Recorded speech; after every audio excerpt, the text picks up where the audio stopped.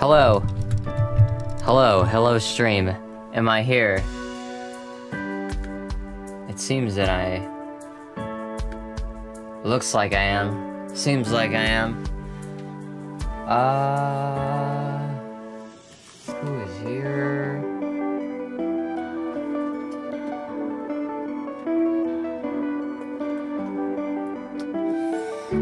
Wow. Okay, I am 5 minutes late, and I apologize. But as you can see on screen, it is. Actually, I'm not 5 minutes late. I'm 5 minutes late from my usual schedule, but not what it says on screen. I'm dead center. Welcome to the stream. It's Friday, August 24th, 2018, and today is going to be a day of. Let me take this shit away. Working on string composition. So, strings are, you may know, orchestras and shit. There's hang on, there's something going on with this here, give me a second. Oh boy. Trying to screw my mic stand in more after the stream's already started.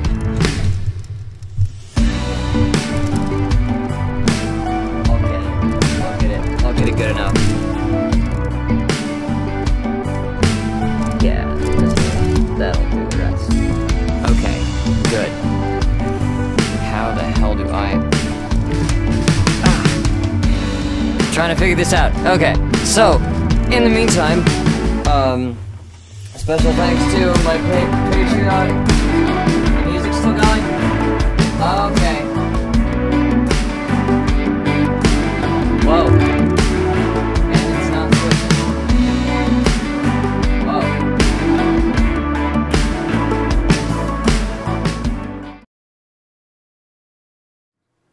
Okay. Okay, it's just me now. Wow. Okay. Sorry about that. I really need to set up scenes better. I'm thinking about moving this whole setup to OBS soon anyway. Also, I have no fucking clue how to loosen this mic stand. Jesus Christ.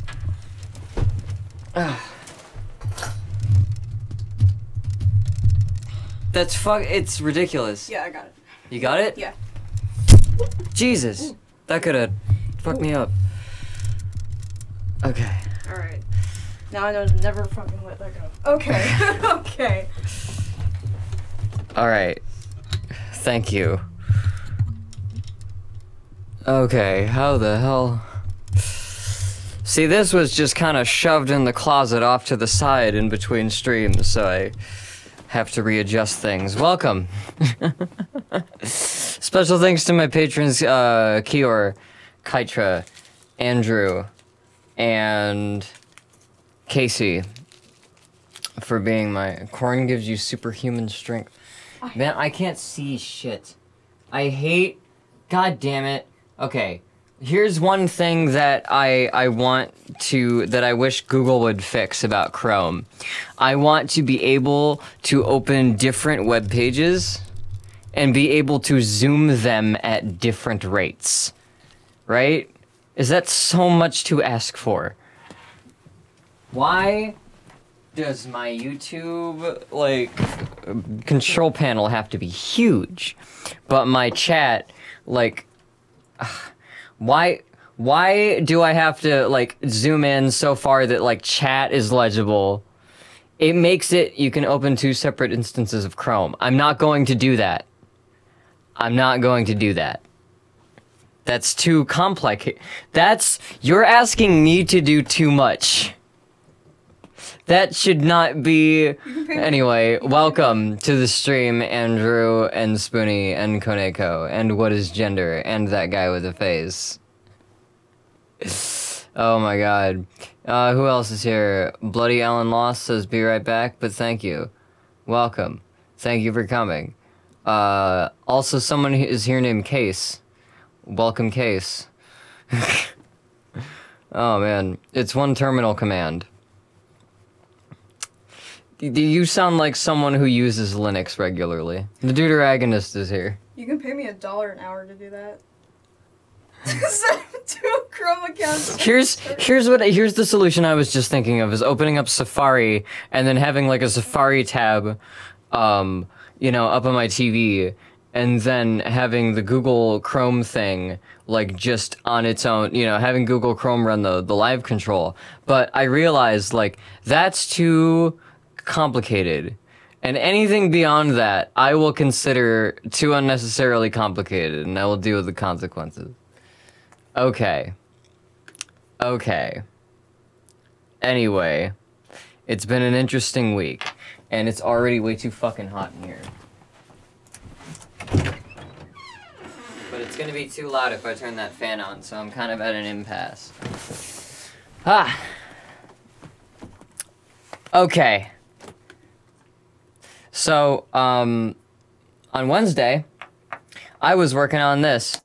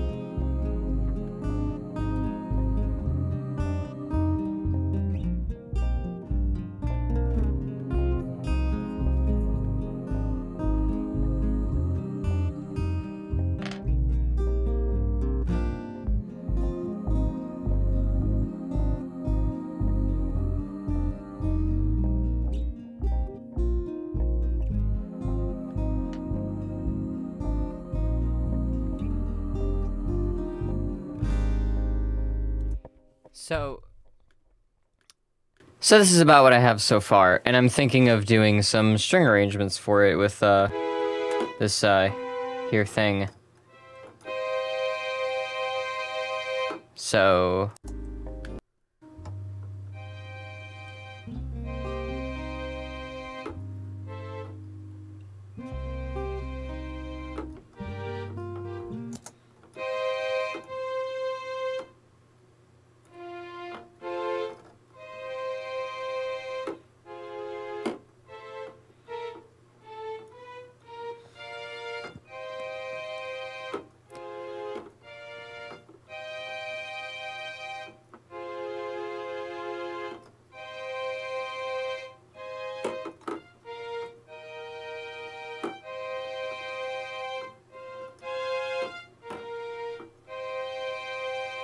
I like this music. Thank you.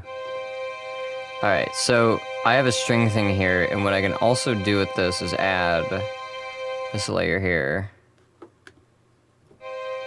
Ah, ah, ah, ah, ah, ah, ah.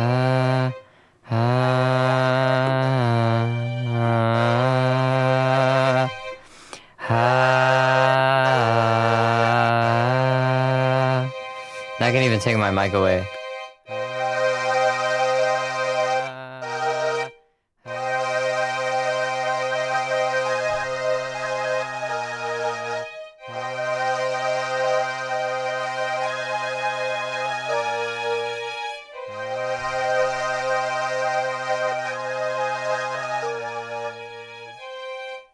So yeah, I can do this kind of stuff. Can I transpose this down? Because maybe having this be like an octave double of the strings.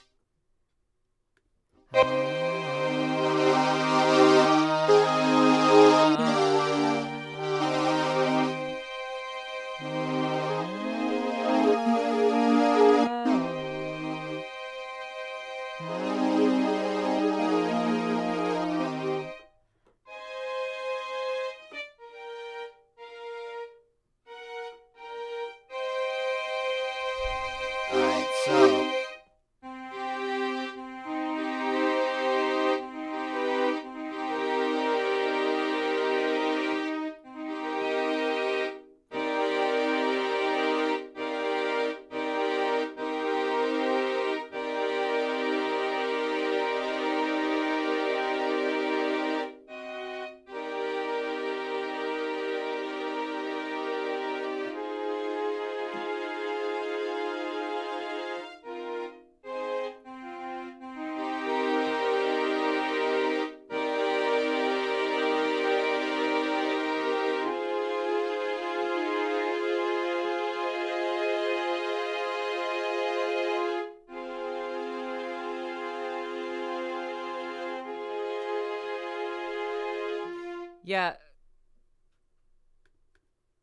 yeah, so I have a Discord stream.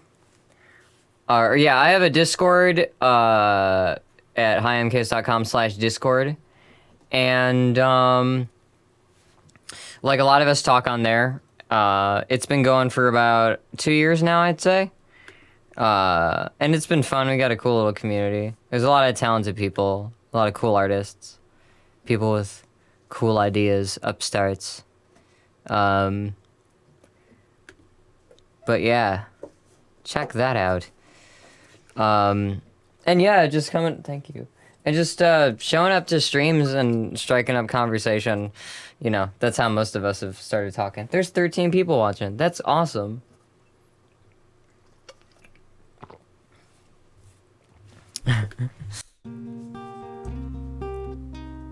$14 now. Wow.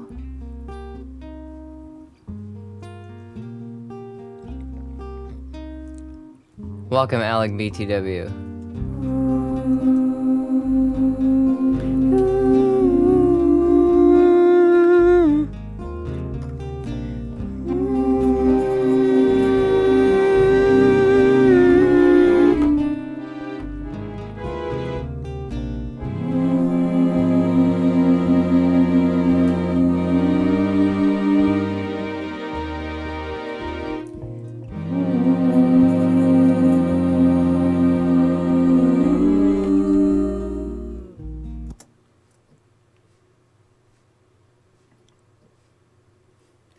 Well, I mean, you won't be fun to talk to if you think like that. Alright,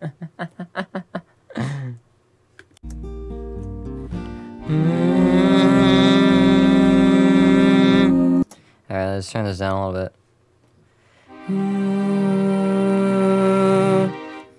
Ooh. Let's make some adjustments here. I can get closer to my keyed board. Fuck. There we go. So let's play a C7. Or a C minor 7 with a 9. So if there's the first chord.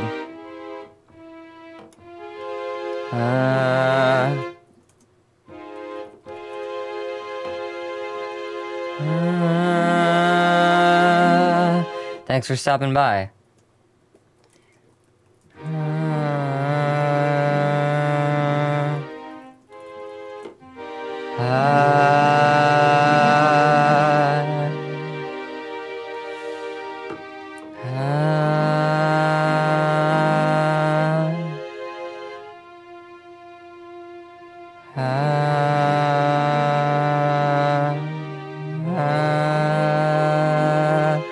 Alright, so we have those chords.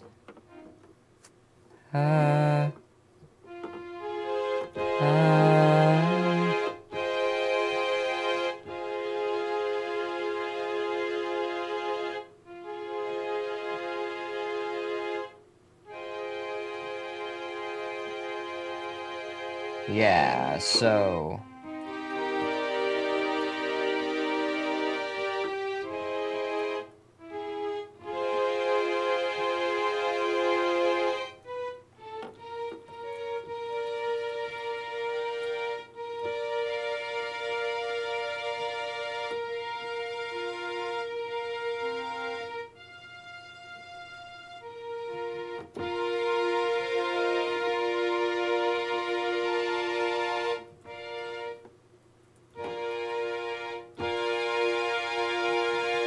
Yeah.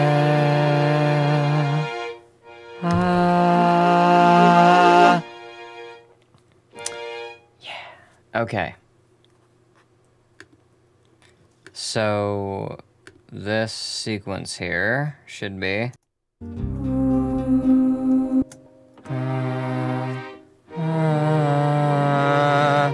I'm mostly doing this for the vocoder, because I'm going to break apart these harmonies when I do the strings.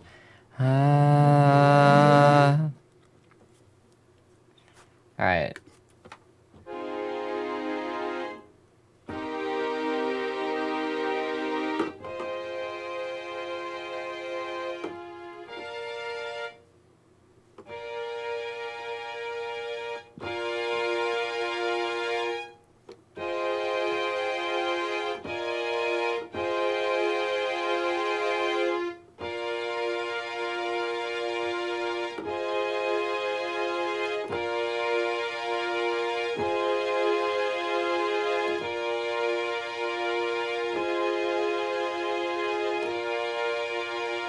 So, where's my chord sayer thing? Where's the thing that says the chords? There it is. And it always takes itself away. For some reason, the stream never saves with the thing. But if you look at the top here, you can see this is a C minor 7 with a 9 added. To which I move to the next chord, which is an F minor, but I add a 7 and a dominant 7 actually, and a 9. Another 9. And so then I move up to the E flat, or the I forget what it would be. I think it's E flat. Yeah, E flat. No, that's B flat. I'm stupid.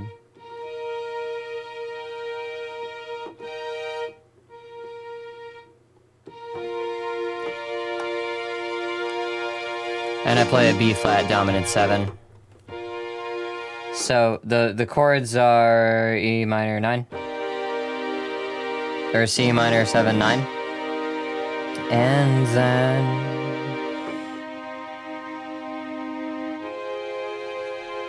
an F minor 7 9, and then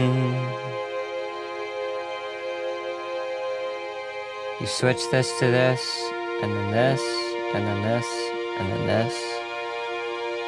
Yeah. Yeah. Okay. And nothing is a point. All points are lines. Everything is a point. Everything is a point.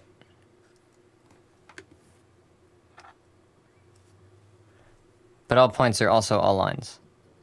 Also, I have this crystal. Came from Wish. It's colored like one of my OCs. I also have a shirt that matches this. So it'll be great when I'm doing shamanistic or divinity shit. Witchcraft or whatever the fuck. I got this, this hexagonal prism here. Check it out. Ooh. Oh, the colors. Sound is just vibrations. What kind of crystal is it? I cannot remember. Alright. So, I have this book of orchestration. Here. It is, came from Wish, sounds magical. Yeah. So, this thing here basically was what I read, as a kid that sort of introduced me to different ideas of, you know, writing different parts, what different frequencies and what different instruments and, like, roles and stuff, like, the roles that different instruments have and the parts that they play and how they come together and how to use the tones of different instruments and keep them in mind. And so, like, just understanding harmonics and all this stuff is really, it's really, like,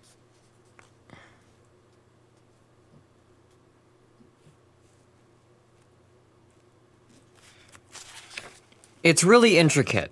It has a lot of these, like, samples of you know, it has musical samples and excerpts of songs and very, like, it explains, like, everything about, like, different textures and things you need to know.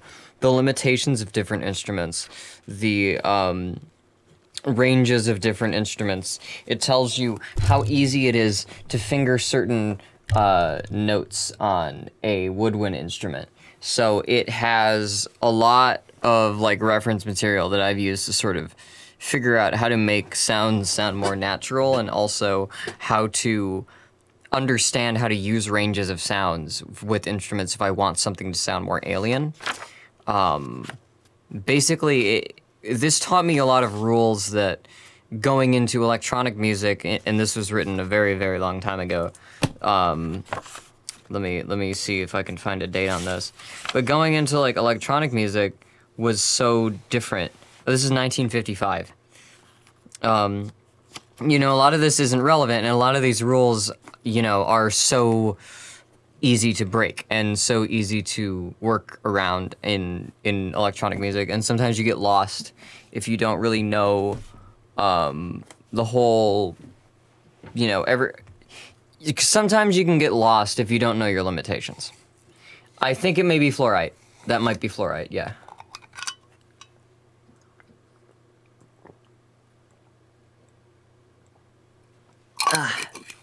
Keep hydrated.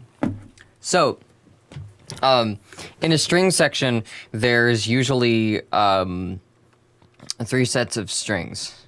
Let me make sure. All right, so that's string 1, 2, string 3, 4. Oh boy, and strings have a lot of outputs. Do they name themselves? Because I don't know what the fuck those are. Let's see. Auto voice split, drop 2, split key. Okay. I don't know, disco strings. Sections. Give me an ensemble. Yes. So then...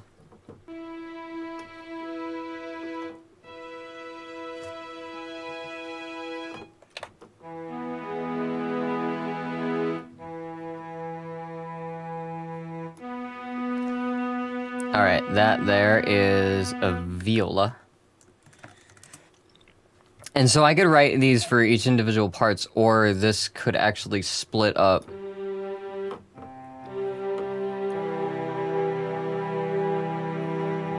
I could have the thing split up these notes itself. So that looks like the bass here.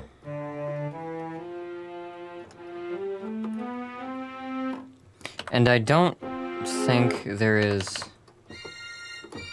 any use for these other ones above here. So let's see if there's another section that I can. Eden Park, Kensington, King's Cross. What is this shit? I lost my vocoder. Hang on, let me pull my vocoder out before I do that again. Alright. King's Cross. What do we got here? Violins, violins 2, violas, cellos, and double basses. So if you looky here, you can see in this folder, can I just like look at just this single? Yeah, there we go.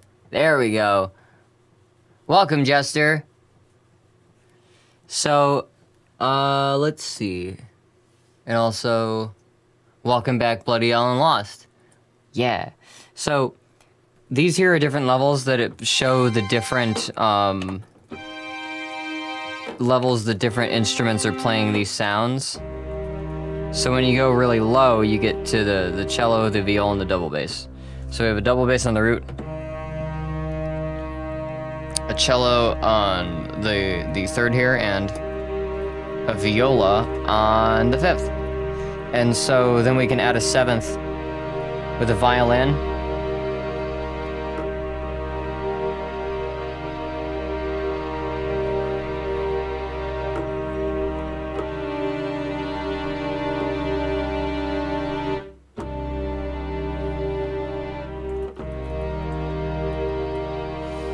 So this is actually not actually letting me play all of the voices I want to play. So let's see if there's something fucky with this. Voices, voices, voices. Auto voice split on. Okay, yeah, let's not do this with individual sections. Let's make each one of these its own thing. So I'm gonna make a new. I'm gonna make an orchestral section, and I may actually also do wind. So let's talk about strings. Who here has played? Someone here said your sister plays viola. Who here plays a bowed string instrument? Who here has played any instrument, like any kind of like instrument in like band, or even you know like guitar and shit? Because that shit's important. Alright, so let's name this violin. And I know that single instruments. Okay, single violas, single violins. Let's see if I can get studio strings. Studio violins. Alright, so I now have that. Violin, violin 2. Violin 2. And then I'm gonna make this violas. So viola. No, that's not what I want that to say. Viola. And this one I'm going to name cello. VLC. And this one I'm going to name CTB, contrabass. Alright, so we have different strings now. And let's stack them. We're going to stack them, we're going to put them in the same room together, basically.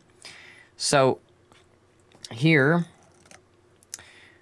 let's pull up the score too, because that can be helpful. Also the piano roll. So if I want to chart that chord that I played out on, let me just add another software instrument so I have fucking. If I want to chart out this C minor 7/9 chord, there's a few things that I have to keep in mind. So these keys, can I make it big? Yes. Yes, it's big. Okay. Can I make it a bit smaller than this? Yeah, that's good. That's good enough. That's perfect. All right. So that's my mod wheel all the way up. So There's a few notes that have to be considered here. First element of any chord is the root. It is the note you start with. Second element of any chord is the dominant tone, which is the fifth. You need a fifth. It's your enclosure for harmony. Then you insert a third. In our case, this is a minor key, so we flat the third, which is the difference between this kind of happy chord and this kind of happy chord.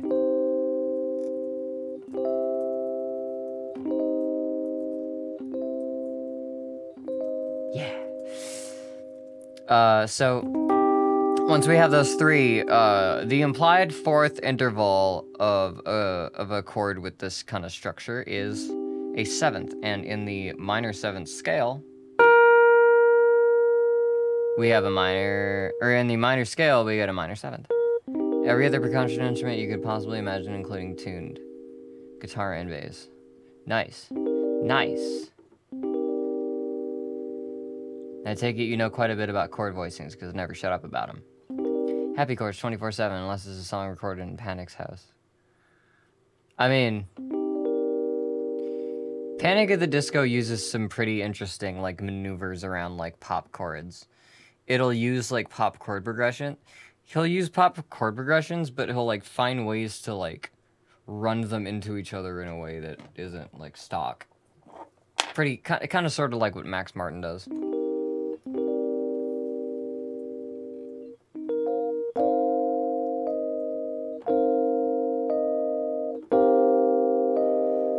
So here's me adding an 11 to this, because I don't really need to do that, but that's just me doing that. So then the next interval you would add, since this is a 1, we skip 2 and we add 3. We skip 4, we add 5. We skip 6, we add 7. We skip the octave and add 9. So 1, 3, 5, 7, 9. You can also add 11 and a 13. Or no, that's that chord. You look healthier today. I'm glad I look healthier today. I feel healthy. I feel pretty good. So, if I want to voice this chord, let's look at how I have to get played on these instruments. So, first off, I want it to be quieter than that. And maybe lower. So, I can have...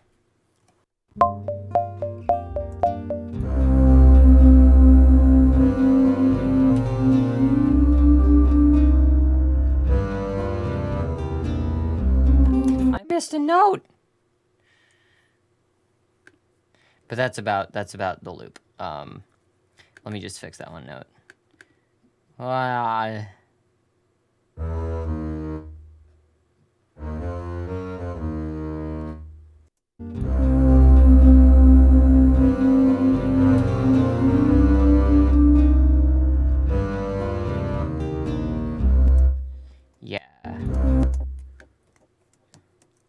And then here. And then now I have these. So this is our bass. So this is the root of those chords I was looking at before. And it's as simple as that. So these notes here, you know, here, let's score them. That's actually lower than what a contrabass can play. I do believe. And I don't know why it has... This is a fucking C minor song.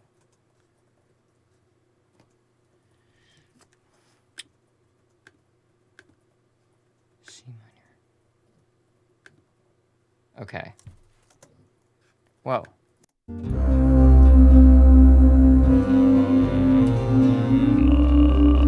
So that would actually be the root of the cello. So, if we want to consider...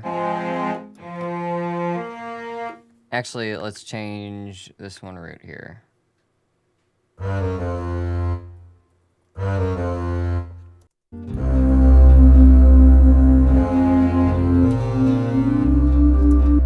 So, I'm a huge Zelda nerd. Naturally, I picked up Ocarina. Ooh, Ocarina is awesome.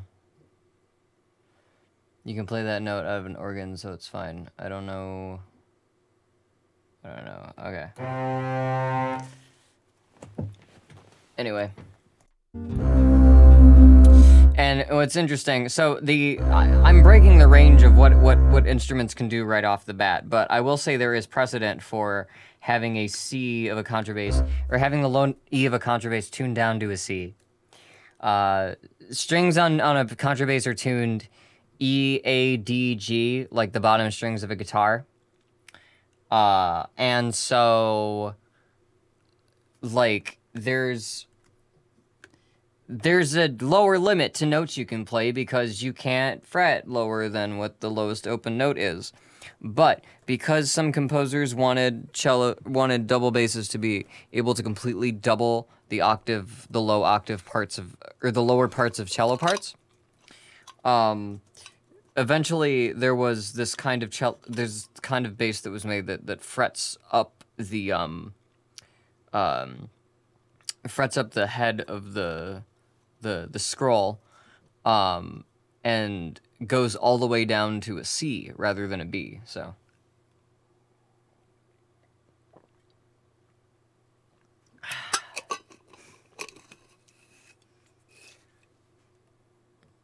Okay.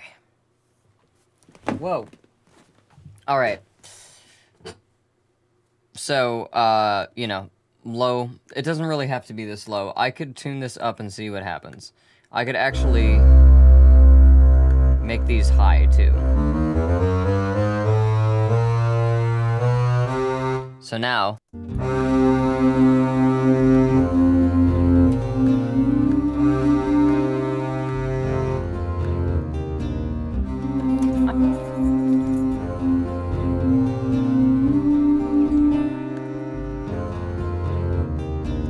Now, cello is actually one of my favorite instruments. I'm trying to think.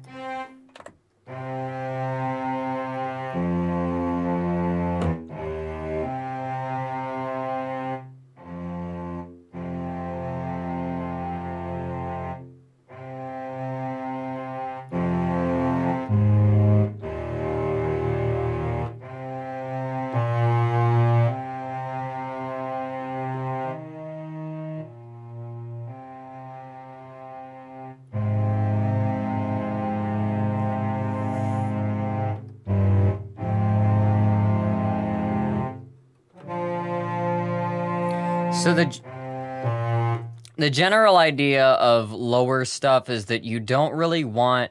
The intervals tend to have a lower limit. And here's one part of orchestration. It's really important, is recognizing when harmony sounds good. You do not want to have... Here's the thing about the harmonic series. If you start with a bass note, there is a range in which you only really expect to hear an octave and a higher octave with nothing in between it.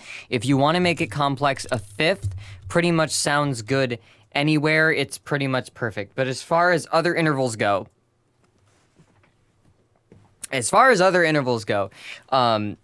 the way that their rhythm beats in between intervals is different. And I can demonstrate that here quicker than I can say anything. So let me so this is an octave, and you can play an octave really high up, you can play an octave really low, you can also play a fifth really low.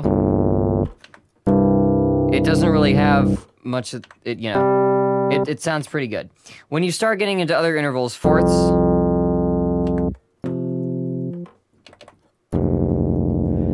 they can get a little confusing. Where is my keyboard generator? Addictive keys, here we go. So fifths sound good pretty much all the way up a piano. But once you get to the next harmonic that isn't an octave or a fifth, you get to the major third. And that sounds good here, but lower. you can't really tell that's a major third. You'd be very hard pressed to tell that's a major third. You can sort of tell this from that. There's a different character to it. That's like, that's mud. Same thing with a second. You're not getting a... There is no reason to do that. Sixths, you can go, usually you can go a little bit lower with because they're farther apart. But, you know, basically, in certain ranges of the harmonic series, if there is a lot of complex stuff going on, certain combinations of notes that aren't simple. Like a perfect fifth is the first note in the harmonic series that's different. So, like, you know, it's counting. 1, and then that thing times 2, that thing times 3, that thing times 4. The third harmonic is this. A 3-to-2 ratio is 2 very small numbers compared to each other. And so that is a very easy thing for our brain to process no matter where it is. Our harmonic series goes octave, goes root, octave, fifth, octave, and then the next one is root, major third, fifth, seventh octave. When you get low enough in the harmonic series, when you get low enough in your harmonic spectrum of a song, you do not want the harmonic information to be super complex because those waves are gonna fuck with each other. When you know, these different waves, they amplify and cancel each other out. And that's what creates harmony.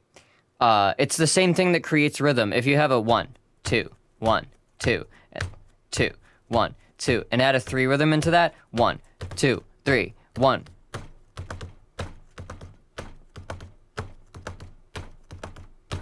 That's a rhythm that sounds good.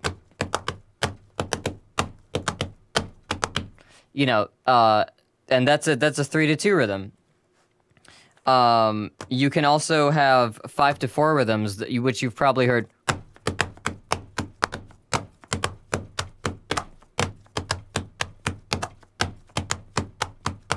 Might sound familiar. These are just ways that you can put numbers against other numbers, play them in the same space. That's all that chords are. In fact, if I were to do that a bunch of times and then speed it up, what you would hear is, or that more accurately. If I were to do,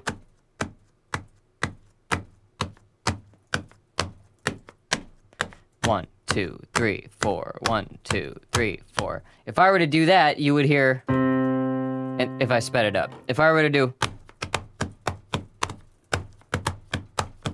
and speed it up, you would hear, and that's how the harmonic series works. It's just the ratios of amounts of waves in a given space. And so simple number ratios are the same as simple number polyrhythms are the same as simple number harmonies. And simple number harmonies, like up the harmonic series, are the second to the third, which is that power chord, the perfect fifth.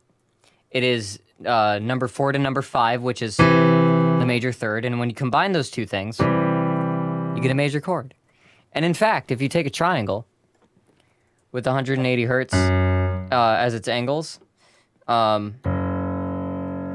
you can get an F sharp if you convert that to hertz. If you take a square, it has 360 degrees. So does a circle. Right? And that gives you an octave because it's twice that. If you get to a pentagram,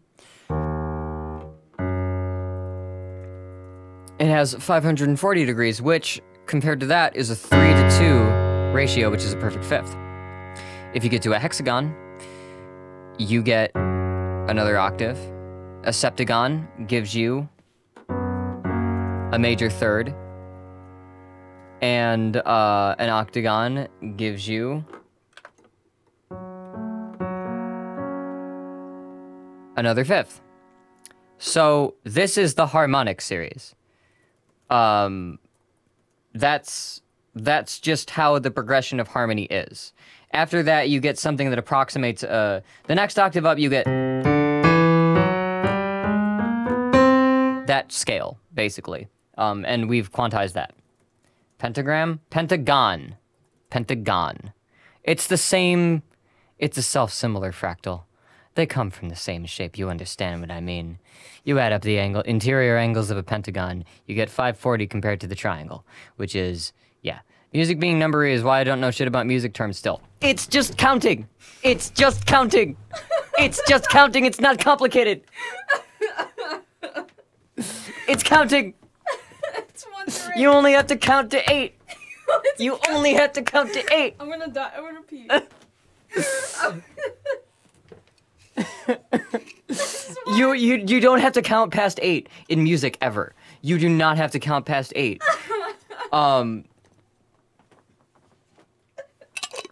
Because once you get past the 7th harmonic, once you get past that,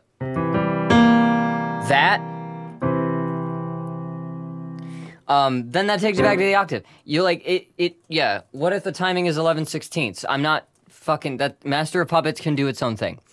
But harmony as itself, what the heck come after 6? I'll tell you what comes after 6. The barbershop chord. That's the reason a dominant 7 is a dominant 7, because it uses the 7th harmonic instead of the major 7th from the scale. Let me tell you something, there's only 12 notes because we define them that way. What about that one song in 3739? What I'm saying is, to understand harmony, you do not have to count past 8.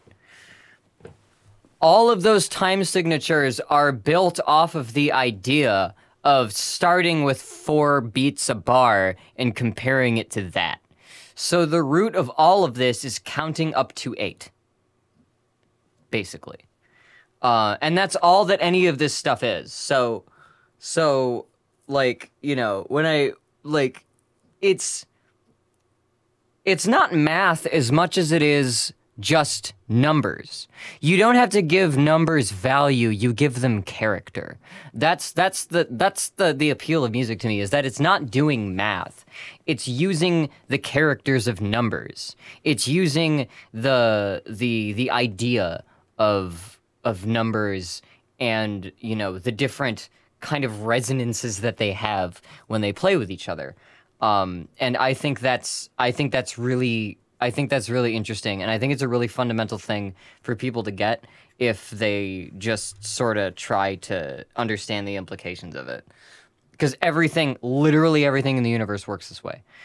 Simple numbers are really easy for the universe to deal with. So everything in the universe that thinks knows what a perfect fifth is. Everything in the universe that has agency knows what a major third is. Anything in the universe that can feel pain knows what a harmonic 7th is. It knows these concepts. It understands these relationships because they're just the relationships between numbers. And they're just the relationships between tones in levels of complexity. The harmonic series is a fucking beautiful self-similar fractal, and it explains everything in the universe, and music is like the easiest kind of gateway into it because you can directly hear it. You don't need to understand it. You don't need to understand any of the technical stuff to just understand, like, oh, 3 to 2 sounds like this. 5 to 4 sounds like this. Yeah.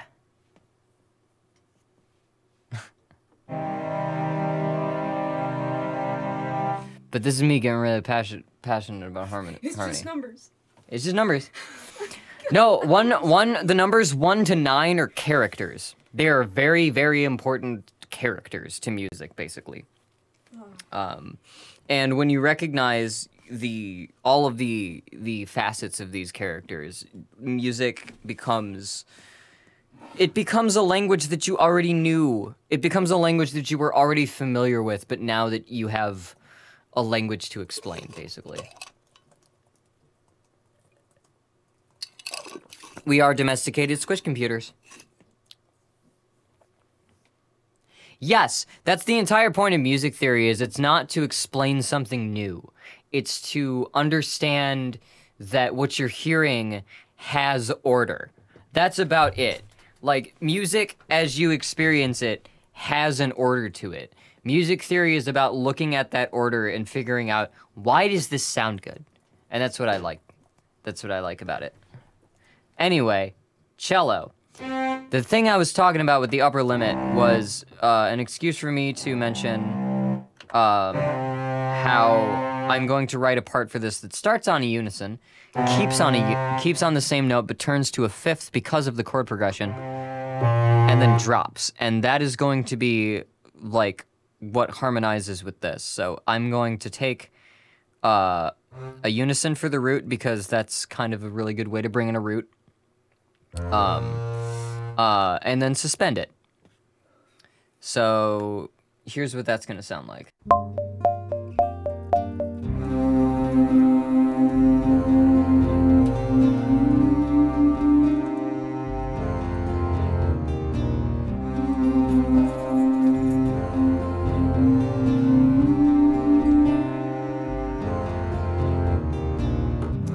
All right, that second one was better. So we have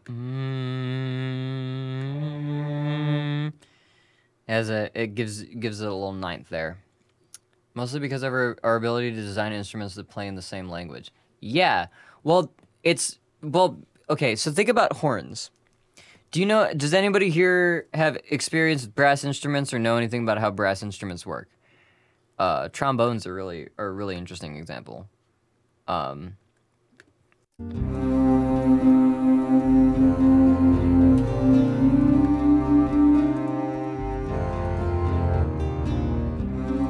So we have these very low legato sort of things, and I want them to be I want them to be more legato. I don't know if I can do that. No, sir, no trombones here. I've personally tooted a trumpet. Raise his hand. Yeah, so there is a chart in this book about brass. And this never clicked for me for a while, but it makes complete sense, and it lined up with shit that I already knew. Here's the trumpet. Where's the trombone? Show me that trombone. I will do it. Here we go. So, there's this chart about the notes that a trombone can play in this part here, and I am not going to expect all of you to be able to read, if I can hold it still, this sheet music right off the bat. Wow. But essentially, what it shows is that in any position, there are 7 positions that a trombone slide can be in. And so that changes the shift of all of the notes in the set it can play. But in any position, you can't play any given note. You can only play a certain set of notes, depending on where that slide is. And you may think that it may just initially be a pitch issue, that it's just, oh, you can play lower pitches, and then as you move the slide up, you can play higher pitches. That's sort of true, but you can play lower pitches with the slide a certain position, and you can also play higher pitches than that with the slide in a lower position. And the reason that works is because of the harmonic series. The way that horns work is by alternating the different states of an instrument to affect which harmonic series you are playing off of. So on a trombone, your notes that you can play in any given position are a root, an octave off that root, a fifth, a second octave off that root, and then a major third, a fifth, a seventh, and then an octave, and then possibly a ninth and another major third. You have a range that is limited to the first few octaves of this harmonic series that I'm talking about. Literally just adding up, literally just counting numbers 1 to 7. Counting numbers up to 10 in this case. But once you get to 10, that is an octave of the 5th harmonic, which is a major third. I will admit that there's a lot of numbers when it comes to music. There's a lot of fucking numbers, and the numbers mean different things. But I like that, you know, there's there's a way that we can use these innate features of musical harmony in how we design things so that we can create, you know, we can utilize math to make music. We utilize physics and math to make music, and that's what orchestral instruments are, and I think it's fucking fascinating, and that's why I love music. I love it. I cannot live without music. Music is the entire reason we exist. Art is skillfully veiled math. Art is skillfully veiled practical implementation of the perception of mathematics. All beauty is based on mathematical ratios and the relations between different mathematical ratios. So yeah. Music. So we have a root, fifth, you know, kind of doubling here. And once I go up to the viola, I'm gonna play a fifth off of that, which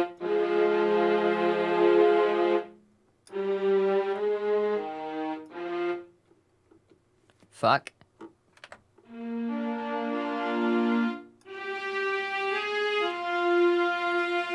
Here's the intervals that I'm gonna add with the viola. A fifth off of the root.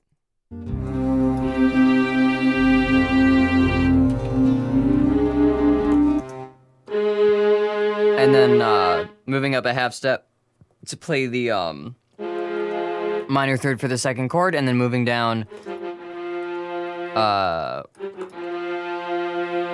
a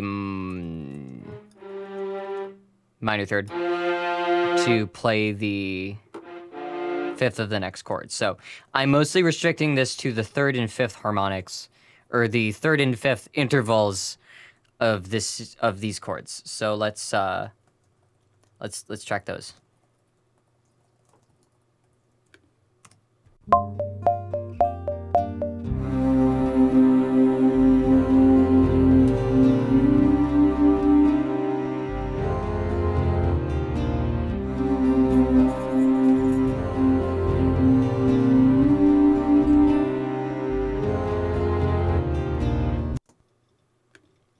Yeah. So this one isn't going to change for every chord. This one's going to sort of drone for a bit and then change on every other chord. So it's going to add a bit more layer to that. All right. Case's music is only music. I'm pretty sure there is more music out there. I've seen some, I've heard some. I'm not sure how much, but I've listened to a song before that wasn't mine. It was good.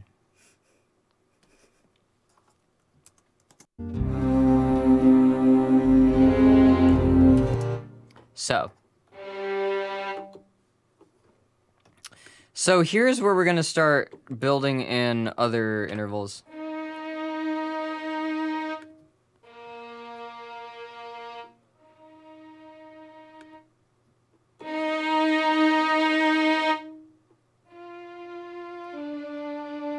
And this is pretty simple.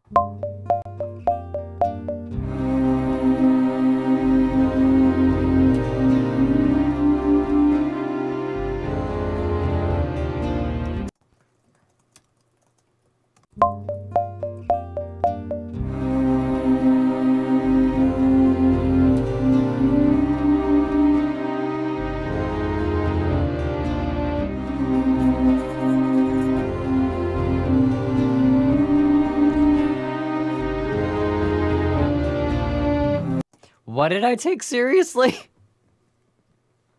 What did I... What... I haven't taken a goddamn thing seriously on this stream. Not even my music. Are they referring to the only music thing? I don't... I have heard... All they said was they heard one song. I've heard a song that wasn't mine, and it was good. Though. Just one, though, and I was there. That was a joke. I hate... I'm sorry to have to explain, but that was a joke.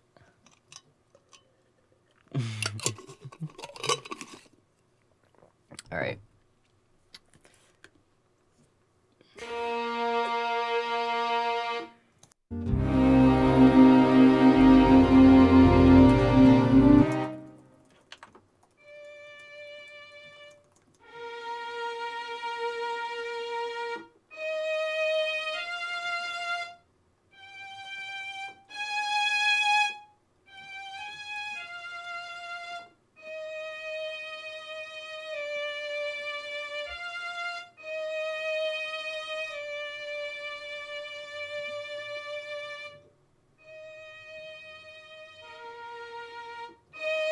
So, okay,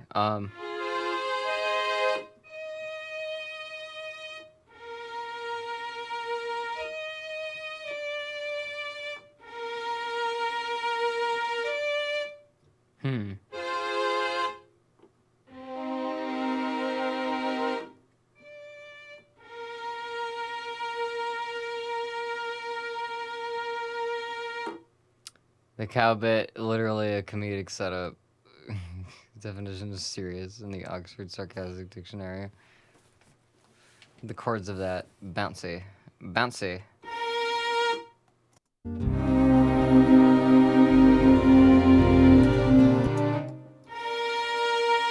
Alright, I'm gonna have the first violins play a chord, because I can do that.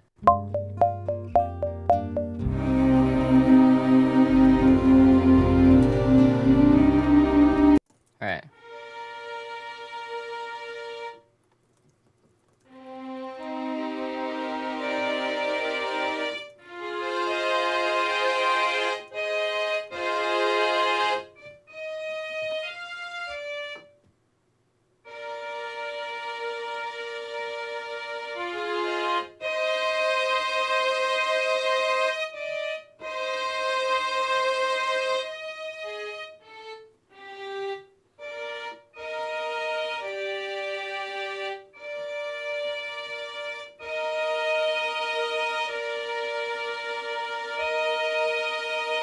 Okay, so I know for the first chord, I can do that. I can play the rest of the...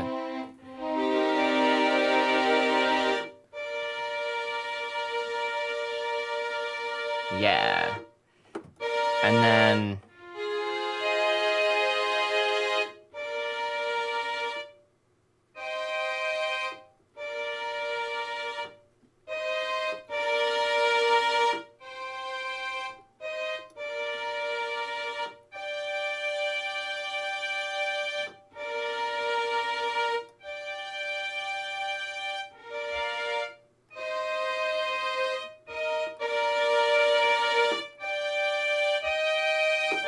Yeah, okay, so this is gonna be weird, but these are the very top harmonics that I'm adding to this chord. So we have all of the...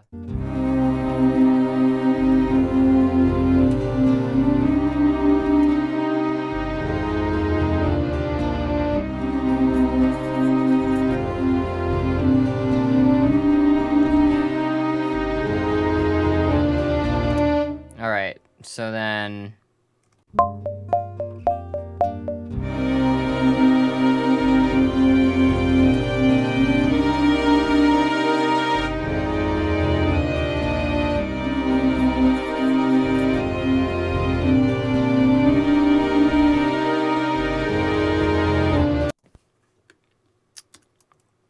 Try that one more time.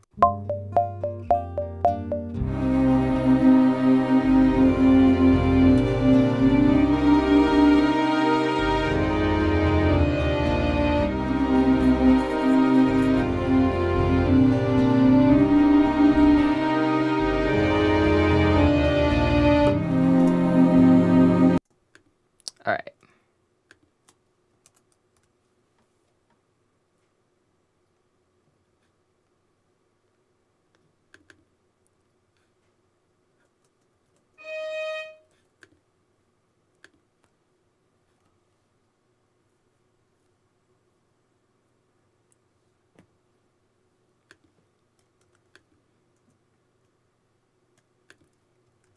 You know, I will say, I've had people come in here that just do the whole like, hey, you suck. You're gay. The fuck? This music sucks. What are you doing? I've had people come in here do that, and that's always seemed like pretty low-grade heckling, right? Jeff Gale, you're on another fucking level. You are on another level. You heckle the hardest. I don't think... You're like that person in a comedy show that doesn't know how drunk they are. And you just don't let up, ever. Man. You're making it hard for me.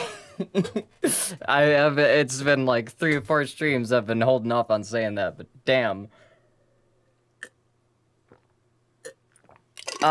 Okay.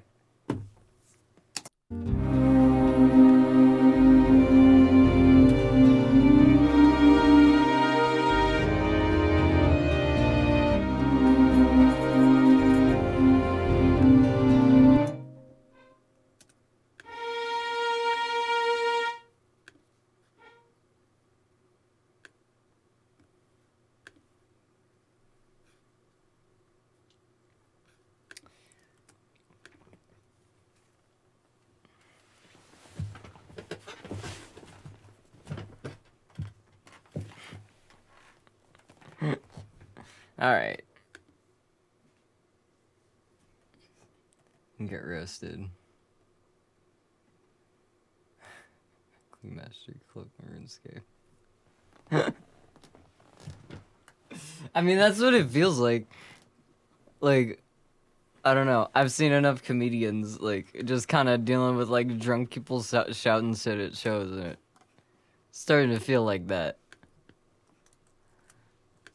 There's a lot of artists that I look up to. I sit on their streams. I don't mansplain their own songs to them, though.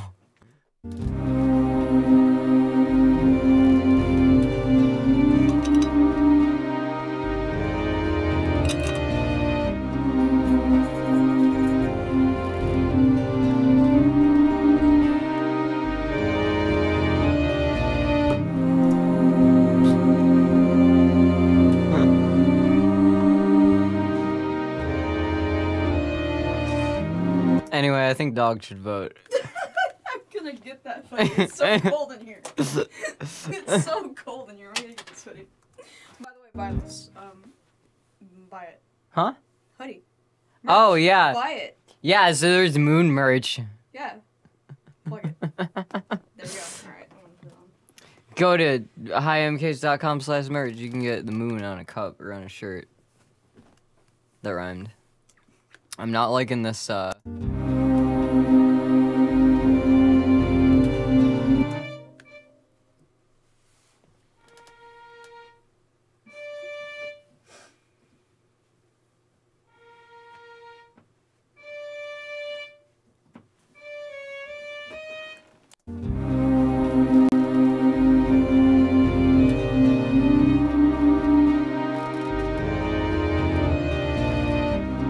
Alright, I would like a bit more legato transition between these notes, and I'm not quite sure how to get that. I think I can probably get like a crescendo, like a slow crescendo on some of these.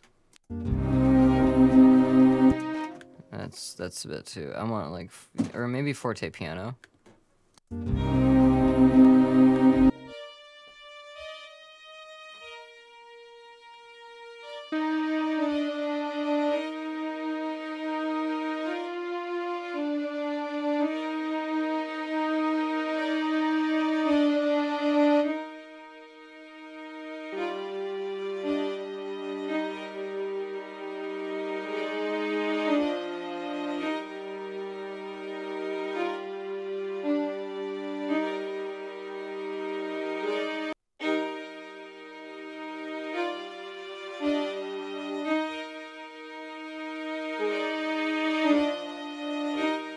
Alright, so this is like a slow legato inward.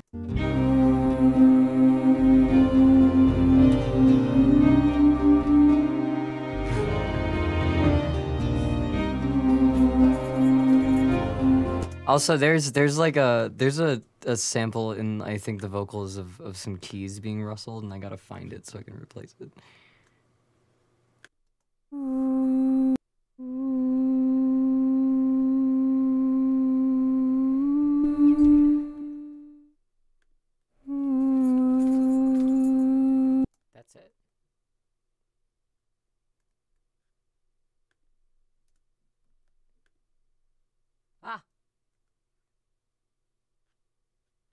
Whoa.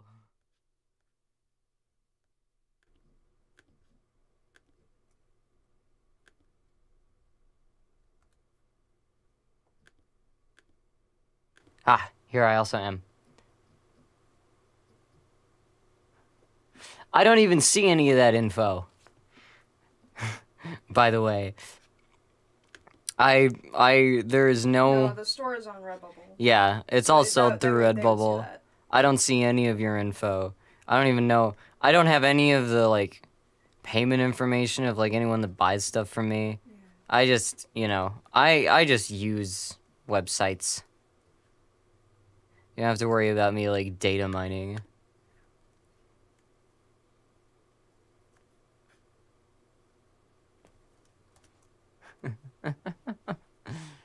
Oh, man.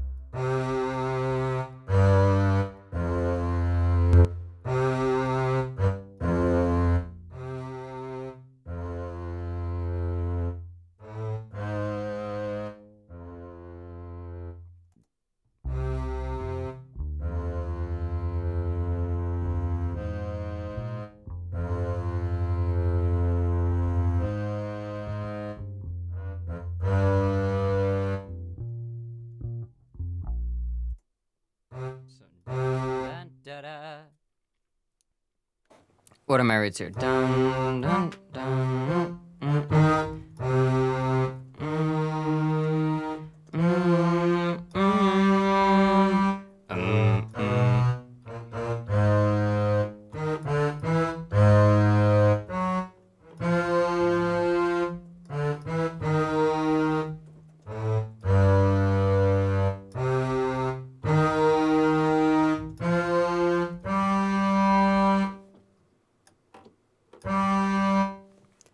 Okay.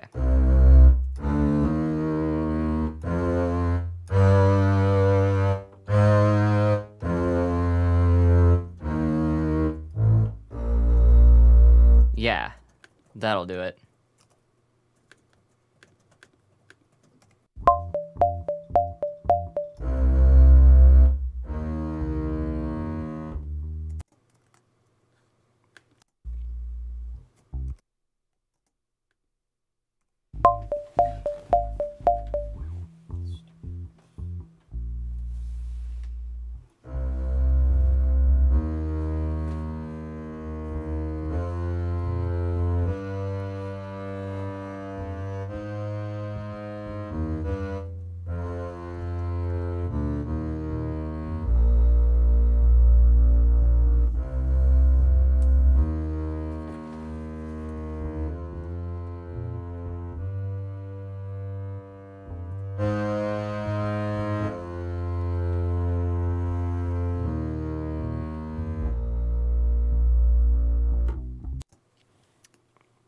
I actually do pay Maudie.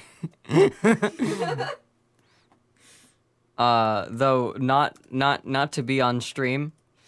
That's your own choice, but for other things. Yeah, no, that's I come here on my own volition. Yeah.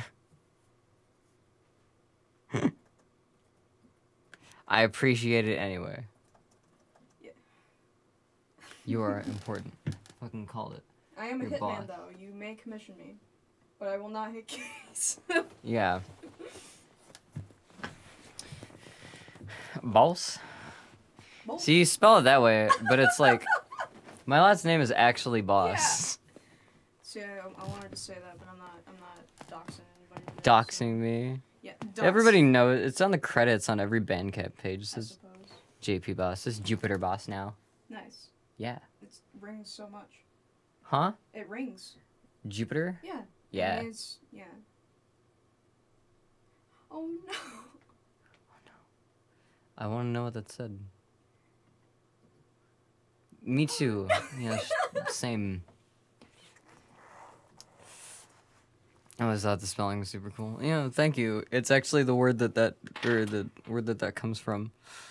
Like the name Boss got turned into Boss in English because of stuff. Jupiter. I gotta go to the bathroom. Also, hello Carmen. It's got a nice ring to it. It does. Have you ever seen Jupiter's rings? Have you also ever heard Jupiter's rings? Sounds like It sounds like angry alien birds. Dang. Yeah. Have fun. I'm Don't not die. Going to.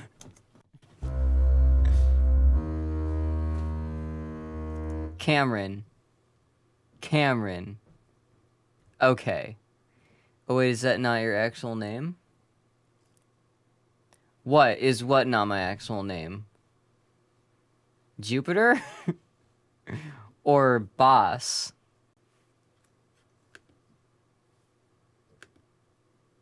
Jupiter's a contraction of my real name. Boss is my actual last name. Yes, that is my actual name.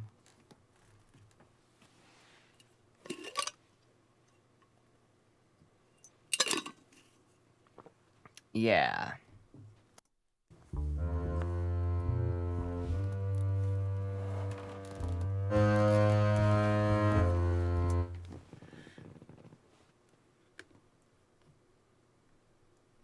Yeah, so I started putting Jupiter, like, I'm in a weird scenario where, like, if I wanted to going back to using, like, my name, like, it would be too many places that would be too accessible, so I have moved to, like, a pseudonym that sounds close enough, so that so I can compromise.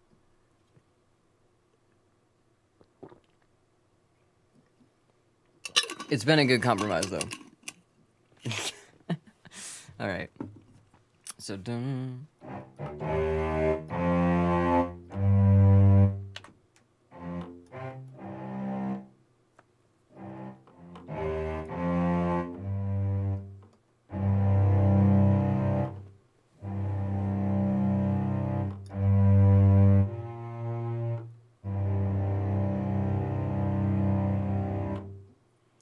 Mood is an alias, but Moody is an actual name. I think it's weird you don't sell tank tops. I do sell tank tops. If you go to, I believe, the I Am a God and So Are You, the Jackal Head,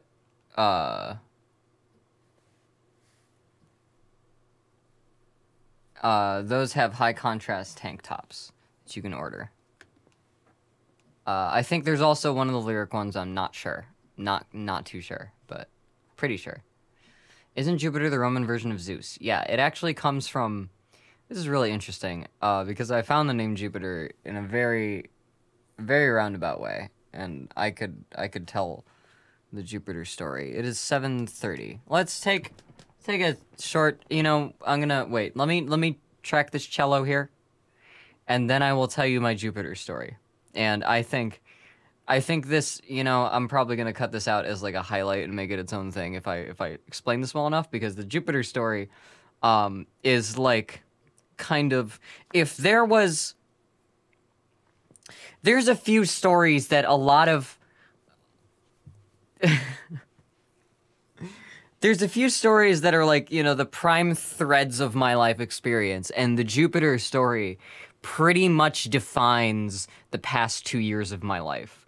So let me track this cello part first, and then I will focus on it.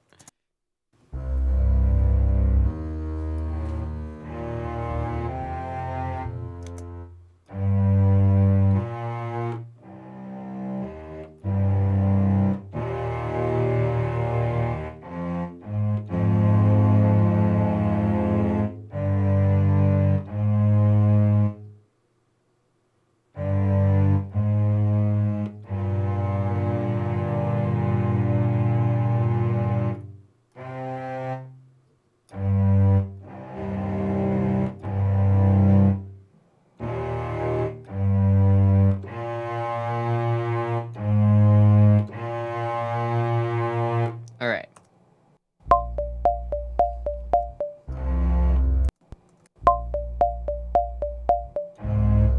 No.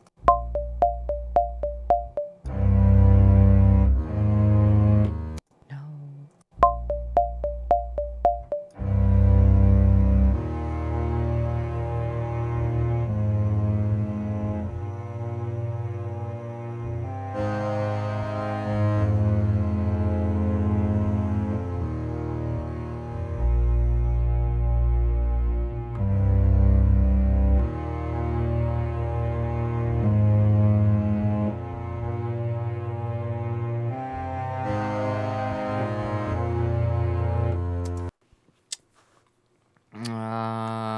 I need context.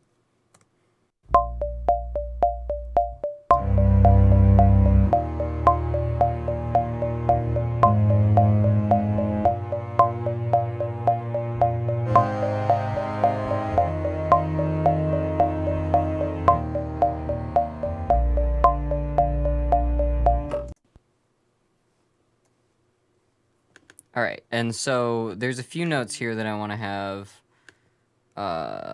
like some pretty loud forte piano, like soft to loud is what or wait, is it the other way? Forte piano. Oh wait, I need crescendos. But that's not precisely what I need. I think I'll probably articulate it later.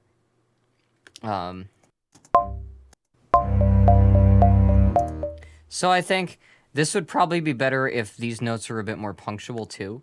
So let's start carving out a rhythm here.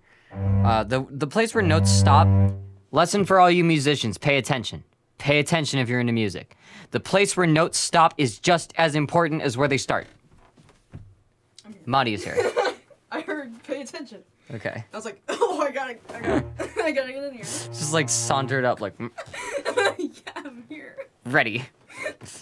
Yeah. Okay, so.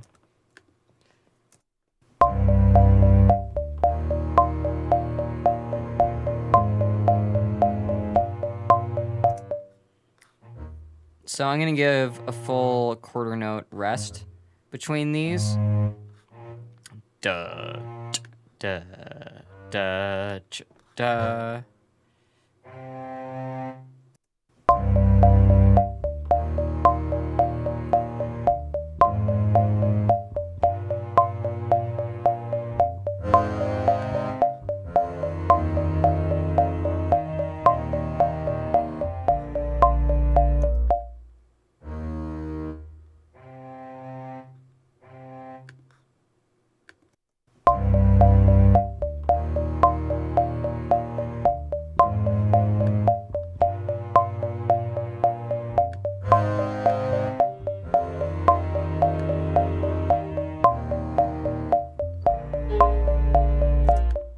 So I'm gonna use the viola to play,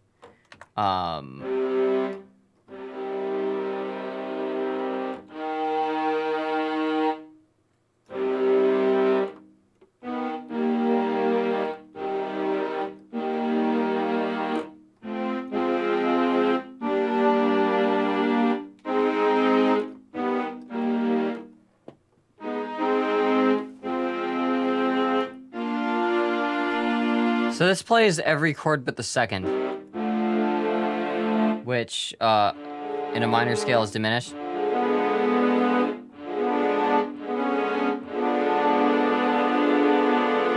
Which I feel like I could use, but I'm not going to try to force it.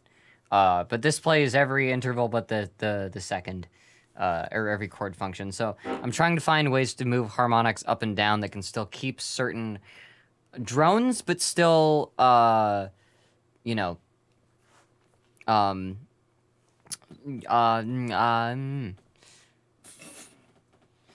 orchestration. I'm trying to find notes that can keep certain drones, but still allow the chord progression to move. So.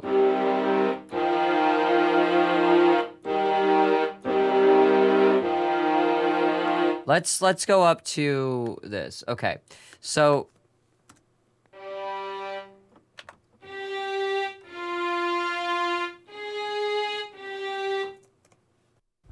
One more thing before I forget it.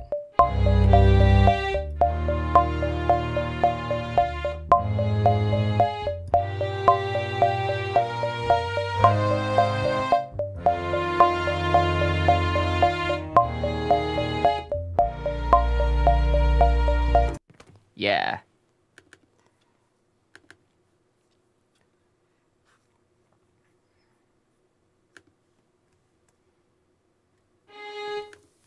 So I can mess with that melody a little bit more, but I think let's tell the Jupiter story. So there's a few things that I'm interested in that can give this some context. One of them is that I'm very into conlangs. I'm very into language learning, the differences between different kinds of languages. I'm just gonna leave this play as like a story track, and I'm gonna put myself up in purple here. Hello, I'm purple. All right. This is actually. I hope I can still make it through this here. But so for a few years now, I've been studying different foreign languages and different you know, this is throwing me off. Just these vocals are throwing me off. The rest is fine. So I developed an alternate universe like called the Etcetraverse. It is this kind of multiverse fictional look at kind of the different ways different universes can form sentiences and how those different sentiences can interact over different universes.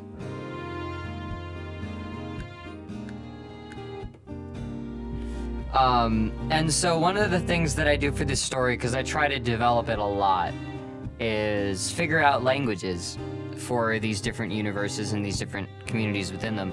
And so I studied language to figure out how does language work in the barest, purest sense. What are the roots of language? What are the roots of sound processing? How do we interpret language? How does language develop naturally, and how does sound shift? What is important in a word to be kept? What is important in grammar to be kept? And I did Anglic, which I've done a few streams about. I did Vandalic, which I've gone over a few times. And I've worked on one that is called Aknepen. It's been called Estero-Carovian, it's been called Etcetrian, it's been called Taisroan, and it's this kind of divinity sort of language that I've thought up. And it's tied to one of the other universes in my mythos that's probably one of the oldest constructs that I've had. So I consider our universe to be like the major third universe. We're a very three universe. But the third harmonic, which is like paradise to us, which is perfect to us, is the horizon. I've talked about the bird vision on here before. Taz, Optimistic Dualist, has also written up about the, you know, the bird who breaks the Earth's shell and then flies to God.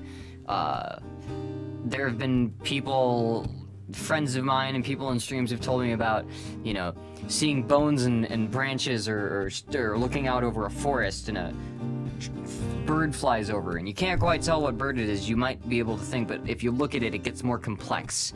You can't describe that bird, but it's just glorious. And it goes and it lands on the horizon as if the horizon is like a flat thing right in front of you, and then it eats the sun. And so I've studied this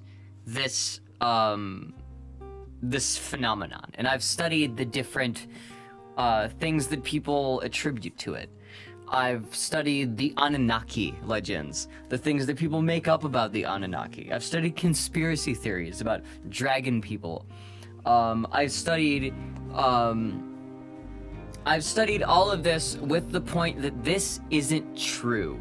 This doesn't mean anything in the grand material scheme of things. What it does mean is that humans place concepts at very specific points in the brain, and very dominant frequencies that are easily accessible concepts, things that we relate to the sky, to the horizon, are very closely tuned, basically.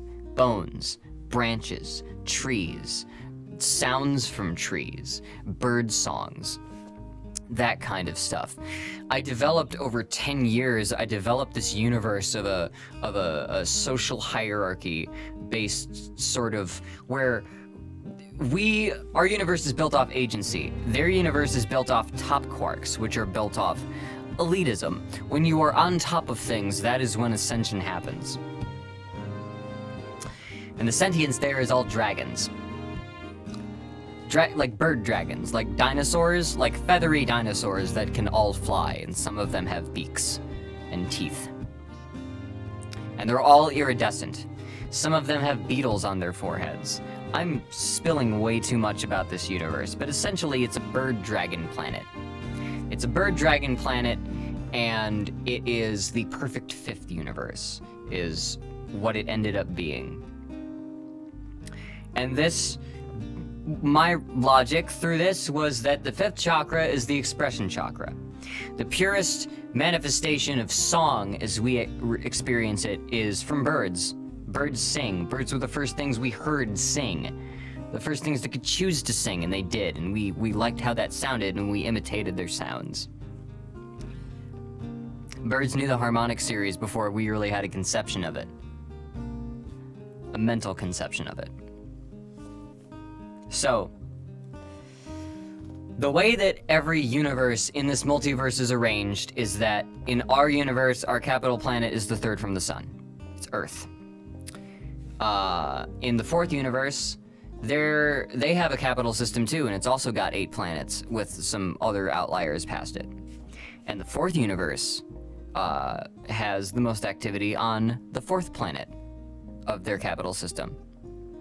The 5th universe, the blue sun, blue chakra, sky, threefold heaven, fucking perfect 5th, dominant interval, enclosure, horizon, sky, atmosphere, universe, bird dragon universe.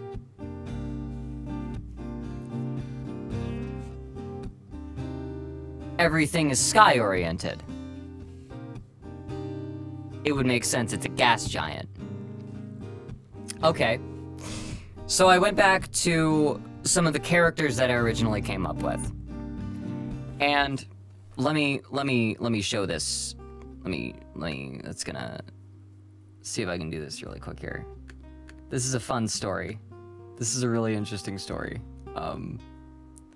Please switch. Okay, so how many of you know what my persona looks like? I can't believe I'm doing this on my professional stream, but this is who I am. Case.dog/ref. Let's look. I actually don't want to show that. You guys know what my persona looks like. Just a millisecond. So, you know, I mean, like, look at my icon, look at all my colors. You know what my color scheme is. You know what my color scheme has been. I know a lot of you have been around for, like, 5 years or more. You know what you... Okay. So, I named my persona, and I came up with my username, and I came up with Case from let's just go through this. We have the fucking wonderful power of the internet here to explain everything for me. Let's go to Google Translate. So, I used to go by J before anything because it was my initial, and I like that letter. And so after a while, open me Google Translate. Kakesu, yeah? People know the lore. Y'all know the lore. Alright, so basically J, if you type in J, and you put it through this weeb filter, you get, Kakesu. If you put the full name, which is J, Sun, and I,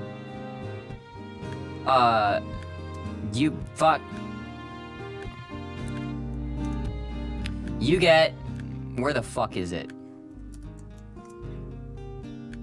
Come on. You saw it there, it was Kakesu. Aikakesu. So Aikakesu is Blue Jay.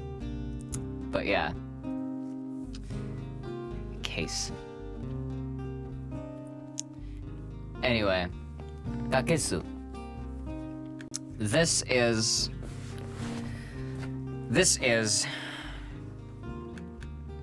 the origins of the name Case. Now, I didn't know much. It's weird you speak Japanese as someone who's pretty fluent in pronunciation. Thank you. I'm glad you appreciate my pronunciation. I don't know many other languages to that extent, so I can't talk shit. Japanese is a pretty cool language. But Kakesu Bime. I had, you know, I pulled a username out of this.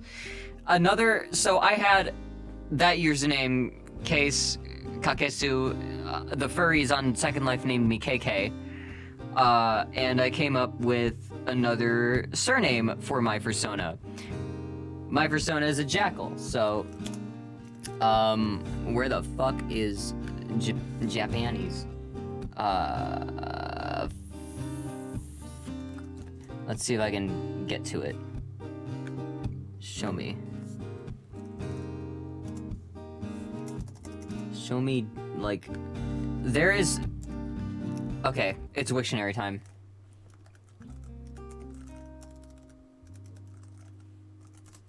I'm gonna cut all this together. Oh, KK, you know me too. Huh? Kuro? Yeah, let's find... Kuro. Okay, I'm not gonna find it there. Can I pick up my... God damn it. Ka. That's not what I want. Ka. This is gonna be harder to find than I thought it was. Let's find jackal. Basically, I looked up the word for jackal. I looked up it to see if there was another word for jackal besides just jakaru. You know, like this descendant that's here. That's kind of a cop-out, and jackal is pretty much the same in every language except Chinese, where it's hulang. And this is made up of 2 characters. And the 2 characters are for... one of them for wolf, and one of them for fox. And if you take this, in Japanese, it is pronounced koro. It means foxwolf. What's up? Yeah. So, the name Kakesu Koro became my thing. Now, what I like about the word Koro, is that if you spell it in one of my other conlangs, Anglic, which I came up with a writing system for, it looks like the word crow. So I renamed one of my OCs after Koro, after the last name of this thing. Koro. It also means small wolf, yes. It also does mean small wolf. That's right. I've always wondered where Koro came from. Yeah, it's the Chinese word for jackal in Japanese, transliterated, and then spelled in one of my other conlangs. So that's what that is. But Kuro became its own thing, and there's different things that means. But it became its own character, and that character was initially a Stellar's Day. And if you look at a Stellar's Day, you can understand. I love this bird. This is a cool ass bird. Look at this bird. Look at that bird. That's a cool ass bird. It's like the negative version of a blue jay. I love it. But one day I've always been into jays specifically. Birds, jays specifically, also starlings. But I've identified with these corvids. And I've made this OC that was my persona's, basically my persona / self-insert in this other dragon bird planet.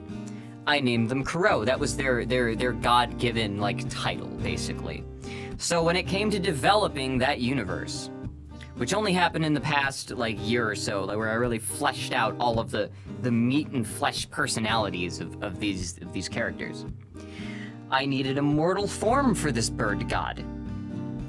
And so I looked up on a whim what the Kakesu actually looked like.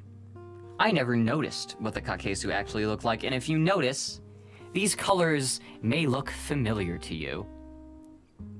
They happen to be the colors of my persona, which I didn't know until 2 years ago when I looked up this bird. My persona actually didn't even have the blue hair streak when I started out. It was only after I named my persona Case, before I even looked at this fucking bird, because somebody else told me the name and I just took it. It was only years later that I looked at this and was like, oh, this is my persona's color scheme on the bird that I named my persona after. That's nuts. That's nuts. And so I decided to make the higher expression spiritual being form of my persona this bird. This fucking bird. Let me tell you about this fucking bird. I can tell you so much about this fucking bird, but my entire life, my entire expressive actions that I've done in my life have been relevant to this goddamn bird, and it haunts me. Except it doesn't haunt me anymore, it used to, until I figured out what this bird was trying to tell me. And that I can't put into words, but I can continue this story. So, let's go back to Wiktionary.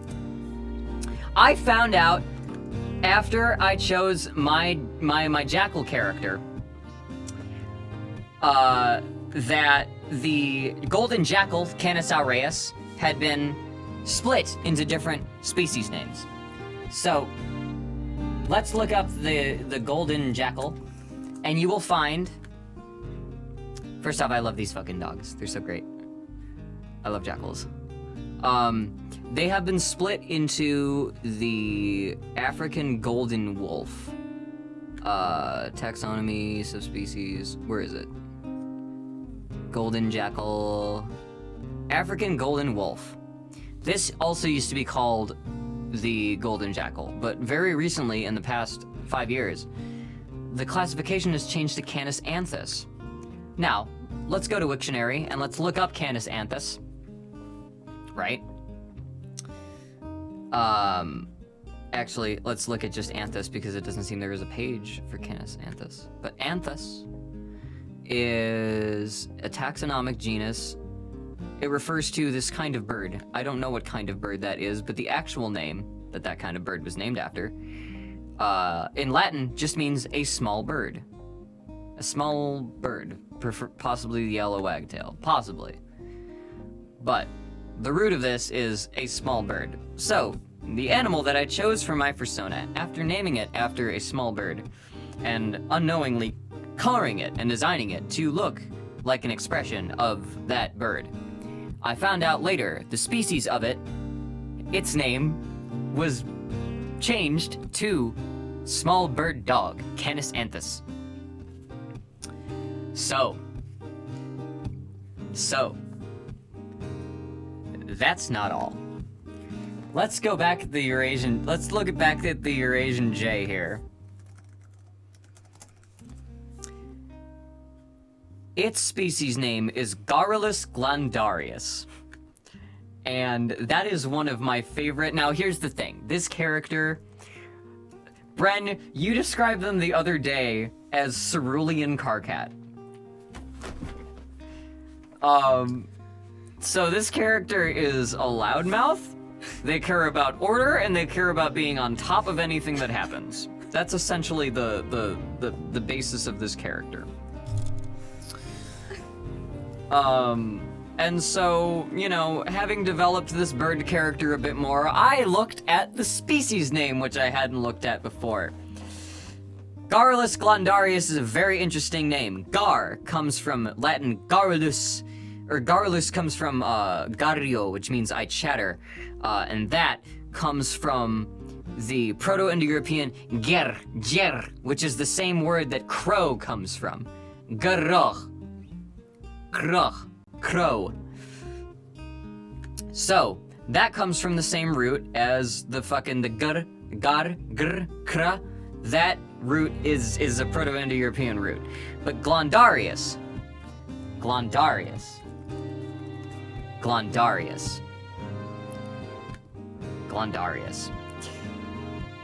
That comes from the word gland. Glandarius means, like, to have. Or like Arius, you know, to be of, to have, to be in, you know. But gland, as it comes from Latin, comes from acorn, which doesn't just mean acorn. It, in fact, went on to become the commonly accepted name for the head of the penis. The glands. In fact, you will see here that its root form is spelled glands. So Garrulus glandarius means noisy dickhead.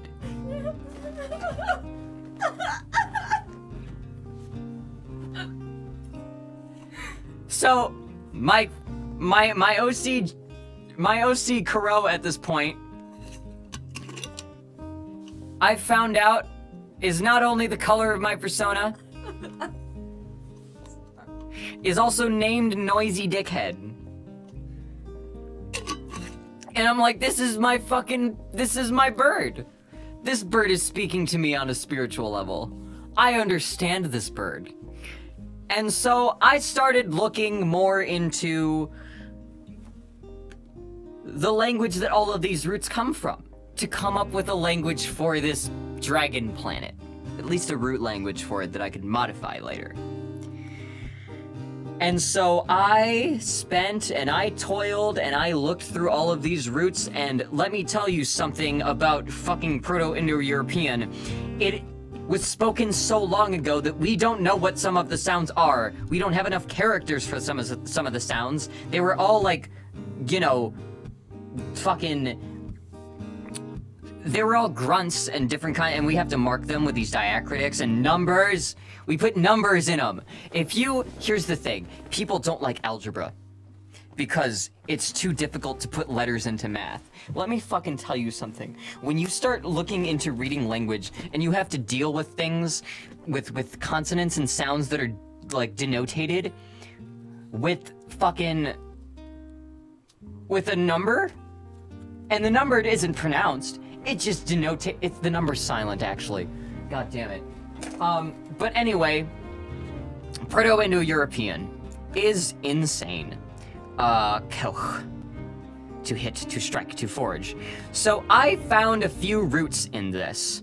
And let's look for them. Crest-shaped roots. Oh my god. I managed to click Krech-shaped roots, which is this character. It's just leet. So here's oh boy. Let's see if I can locate these roots, because I can find you the roots that I found. It came from me coming up with the way that this is the song universe, so music is probably a really important way to how they see things. I named the intervals off of different kind of harmonic functions, and octaves. Ah, man, I can't. Octaves I call Yuch, heaven, or you know, the one higher. Dios Pachter is known as the the Sky Father. So I wanted to call the octave the heaven, you know? So let's find Dios. See if I can find Dios. Dios. This is the Proto-Indo-European word for the sky god. Dios. And so I took this and I spelled with a Z and a E and a U. Dieu. So I had that kind of element because it sounded a little bit more like a bird sound. And then I looked at the word for feather. Feather, in fact, happens to be not too far off Petre from the current word for feather, but also let's look up father.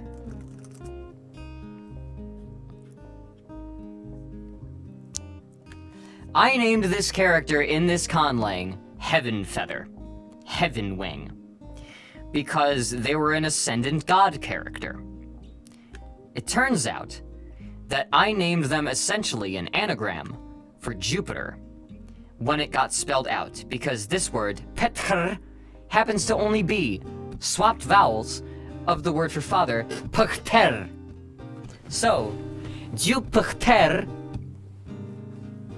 is Sky Father, but the name that I ended up for my OC was Jupiter. And I realized this sounded like Jupiter, because I found this correlation later. I knew about it, but it didn't really click. Now, the thing about this character, and Brennan can attest to this, is one of the earliest things I've said about this character, is that they are like a secluded monk who looks out a window and views their planet from like an enclosed space, and every time they look at the planet, it's shaped more like what they want to see. Yeah. They sing the planet into existence, so it can sing back a reflection of their soul. That is how this god functions. They're the moon temple god, and it's kind of a huge part of my aesthetic, and probably explains a lot of things. But Jupiter Jericho ended up being this character's name. Jericho is the name of a city where the moon was worshipped.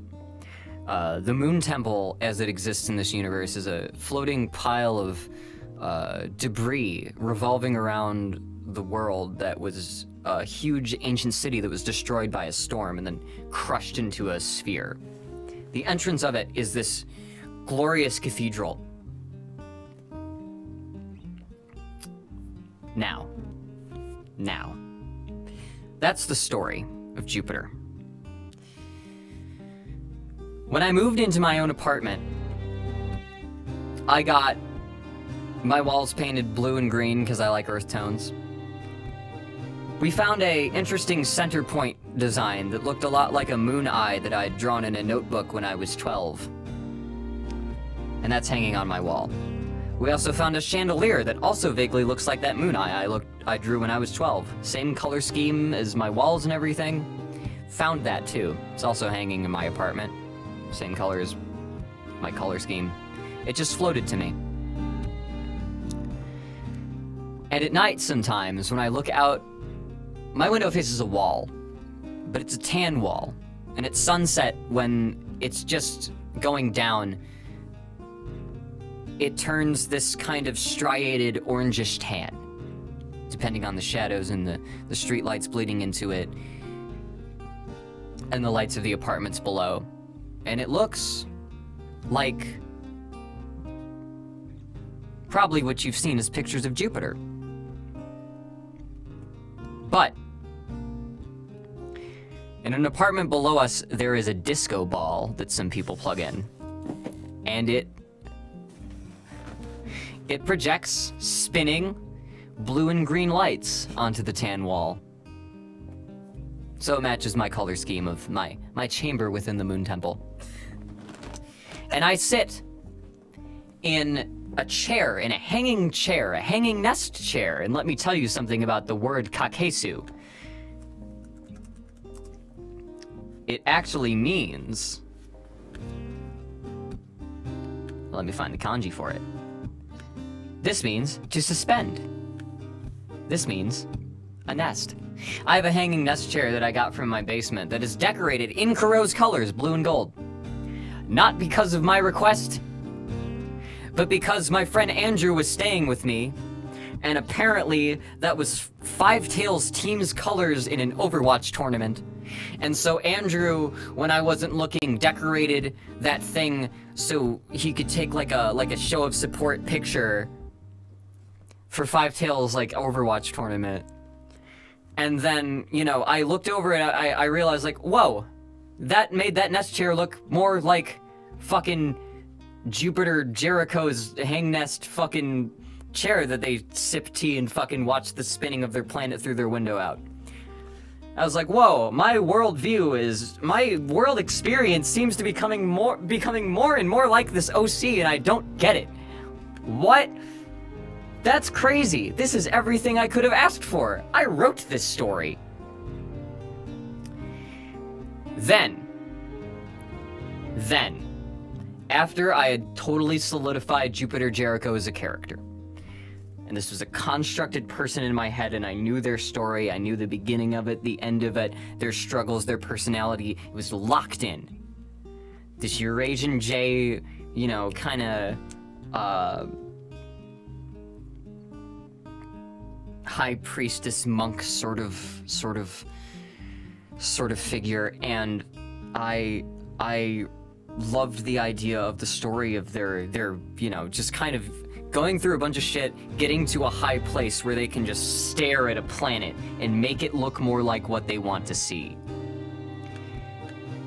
This fucking bird burned itself into my goddamn mind.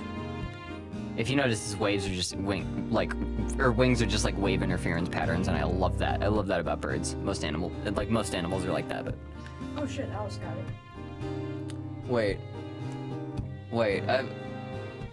it's all coming to your... Wait, yeah. I might have a reason. It's probably happening because you're putting energy into it, so it's all coming to you to answer your request. Here's the punchline. Here's the kicker of this whole story. After I'd solidified Jupiter Jericho as an OC of mine, this fucking bird, Madi was like, hey, did you know that there's close-up pictures of Jupiter from Juno? Not far away, like blurry pictures from a space telescope that we have to extrapolate. No, up close pictures of Jupiter. High contrast, fucking detailed shit. Let me show you this bird. Let me show you what Jupiter looks like now that we've seen it up close.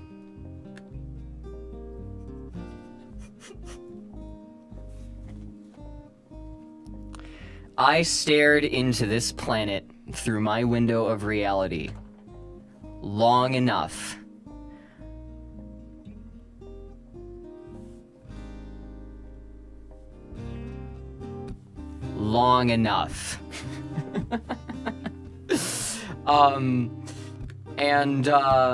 the thing about this is Jupiter didn't have to look at that. Oh, that's gorgeous. Gorgeous. Gorgeous. But this is Jupiter. This is Jupiter. I am Jupiter.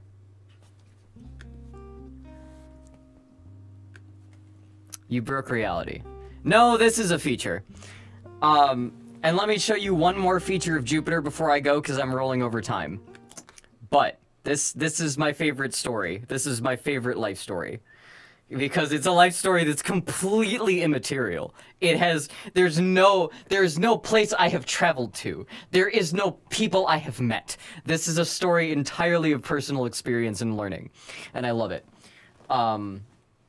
But I will send you off with this. It's an Adam Neely video that I'm gonna play the first little bit of.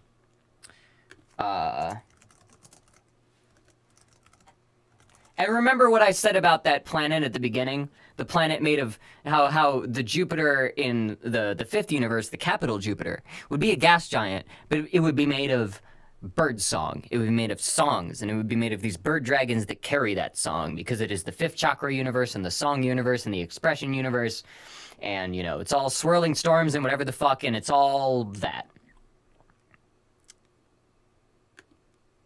So this, on another planet, there's birds in the atmosphere just fucking screaming. Right? Now.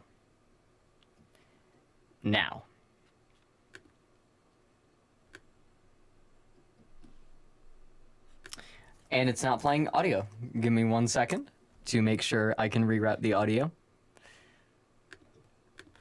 Cathedral, the final resting place for composer Gustav Holst. Holst is not my probably most content. recognized for his work The Planets, which is a 7-movement tone poem where each one of the different movements represents a different astrological planet. He was really into astrology, and he believed that all of the different planets had a specific effect on the human psyche, and he wanted to capture that effect through music. For example, he wrote a movement called Mars, Bringer of War. He also wrote a movement called Venus, Bringer of Peace, but probably the movement that is the most famous and most popular is Jupiter, the bringer of agility. It's a very regal sounding movement, and it influenced a lot of later film composers like John Williams. Now, this is what the planet Jupiter actually sounds like.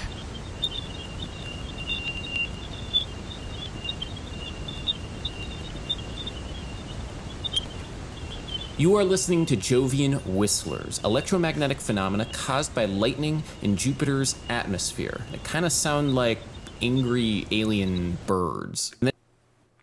He's right.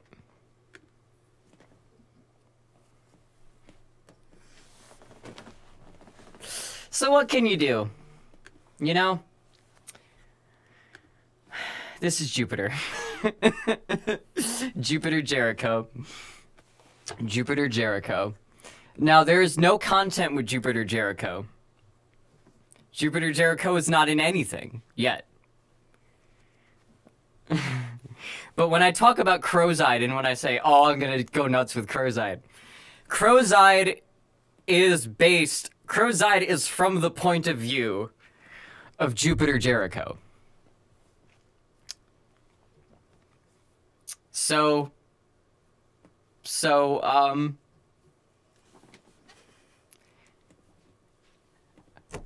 Fucking, here, concepts in the field. Concepts in the field. This is what I'm saying about the harmonic series. There's only so many things that can happen. I have no fucking clue how you can change anything, how any of this shit can line up like this. I think I just have a very in-tune experience, and that I'm not foreseeing anything. I'm just getting waves before they hit. I don't think I'm changing anything. I think I'm just particularly receptive to Jupiter. Whose POV is Jacquelinite from? Jaquel, which is the Ezekiel monster in my mythos. But, you know, concepts. Concepts are concepts. Any event that happens is only a certain set of overtones, and there's only so many of those. There's only 12 notes. It might be your spirit planet. It is. It's one of them. I know what all my spirit planets are, but Jupiter is very important to me. Jupiter is very important to me. Jupiter is the ruling planet of Sagittarius, isn't it? Yes, it yeah. actually is. Jupiter is the ruling planet of Sagittarius. Actually, in this building, like, the people who live here, their, like, favorite planets kind of line up with their signs. Yeah. It's like ruling planets. Except for me. Mine is Venus, and that is actually not my favorite planet. Mine happens to be Saturn and Uranus, so... And probably Neptune. Yeah. Those, most of the outer planets. But that's nuts. Jupiter. And here's something about, if you look up conspiracy theories about Nibiru, the whole thing about the gas giant flinging through and changing the way life on Earth was, that's true. It didn't affect us while we were humans, though. It affected Earth before it was fully formed as a terrestrial planet. The reason that the 4 inner planets are smaller than most terrestrial planets we find everywhere else is because Jupiter fucking went through and threw a bunch of shit at it and basically shaped the production of these planets. I've talked about domestication syndrome on here before, right? When you get a structure, when you get a harmonic structure, right? When you have an 8-planet system, which is all you really need to count to when you're doing, you know, musical harmonics, you get, you know, 4 of the inner intervals, which, you know, let me play them really quick. This is gonna be my final, like, you know, lecture for tonight before I... But these intervals below the 5th, they're not considered chords. They're considered suspended intervals. And everything above it is considered an ethereal interval. So, planets 5, 6, and 7, and 8 are all gaseous. 9 is ice, which is a solidified form of a magma planet, like liquid planet. So bird shit made our mountains? Maybe. Maybe. I made the mountains. It's my Everest, not Mount Everest. Wow. It was a Tumblr post. If Jupiter is a bird and Jupiter shaped the planet, that line of thinking. Birdsong.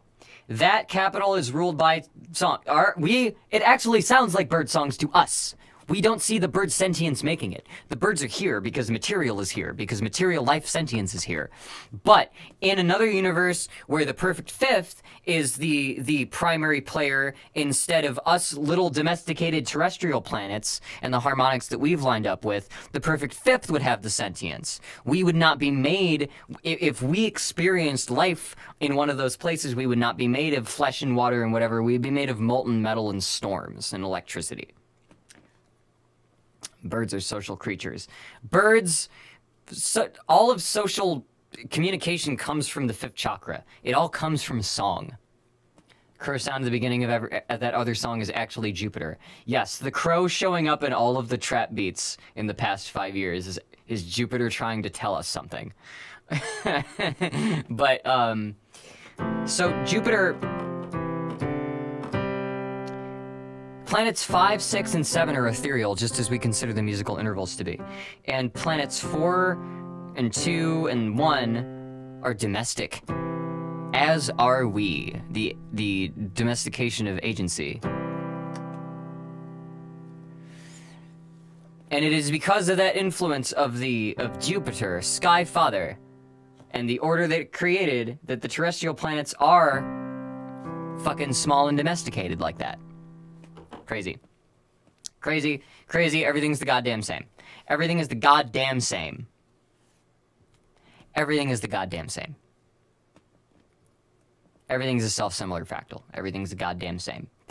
There's only so many overtones, there's only so many collections of overtones. Every sound leads into another sound, leads into another sound. There's some initials, some finals, and some spots of silence, but that's only in those overtones.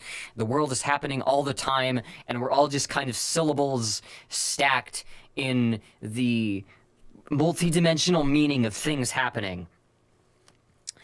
And we experience that, and the thing experiencing that is just this sort of contextual building up and building up and building up of harmony and recognition of more of this and building up of more of this. And so we're all functioning on the same forces that assembled the planets, that assembled concepts, that assembled our consciousness. The universe is built on the same math, not even math, but numbers and relations between numbers that our fucking schema is built on in our head. We can form 8D simplices with the connections in our brain. And that the most perfect shape that scientists can look at happens to be an 8th-dimensional shape.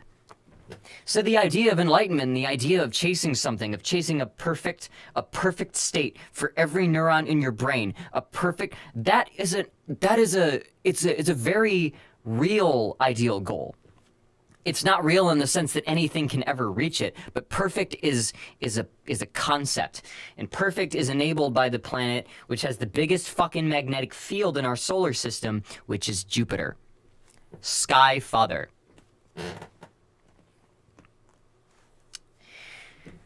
The perfect 5th, Sky Father, happens to be the interval ratio at which our consciousness flashes in and out. It is not a leap to say that our mind is a process running on Jupiter, and that our physicality is a process running on Earth. It is not absurd to say that our calculation of intuition is a process that occurs on Saturn, and that your dreams and the clouds of your dreams are a process that occurs on Uranus. It is not outrageous to say that, because in other universes that are arranged in ways that carry out those fractals in those directions, it's a valid way that matter and sentience can construct itself. Asimov has written about cloud universes. So many people talk about astral planes, about animalistic planes, about beast planes, about the planes with monsters, about the planes with angels that have wheels within wheels covered with eyes, about the planes of angels that are just covered in wings. That's what I see Akhnep as. There are perfect shapes in every dimension from 1 to 8. None of them is more perfect than any other by mathematical standards, though. Yes, but the most complex perfect shape is 8. And there's only one of them. If you grow out from there, you only have like a probable, like... E9 is basically coral. E9 is veins. So instead of dreaming, you're astral projecting to Uranus. I mean, like, if not physically, no, you don't go to Uranus. But what I'm saying is the ways that we process emotion and thoughts are in fact ruled by the same laws that form the planets. That's how I see it.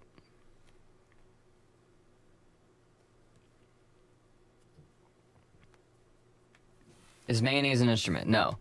Mayonnaise is not an instrument. Unless you clear out the mayonnaise and blow into the jar. Yeah. I don't know if you can do that on something that, like, the mouth of it is smaller than, like, a bottle. Yeah. I don't know. Maybe not. You can tank it, you can hit it. Yeah. So this is, you know, I get really excited about the harmonic series because, you know, I was looking for God for 2 years, and then I just sort of found out numbers and waves. Everything's numbers and waves. Everything's numbers and waves. Everything's numbers and waves. And everything has always been numbers and waves. It doesn't matter if there's a Big Bang. It doesn't matter if God voiced the word, the universe into existence. It's all different complex ways that are familiar to us humans as conceptualizing an uncommunicatable kind of singularity sort of concept that we deem might have been the very beginning or the very end. But we are all noise in that self-similar fractal, and we are all very, very, very pronounced harmony in a very, very, very pronounced harmonic system. There is not anywhere else in the universe where you can do a fraction of the kind of things that we can choose to do on our own volition on Earth, and I think that's what makes this place a paradise. Any story that can be told can happen on Earth.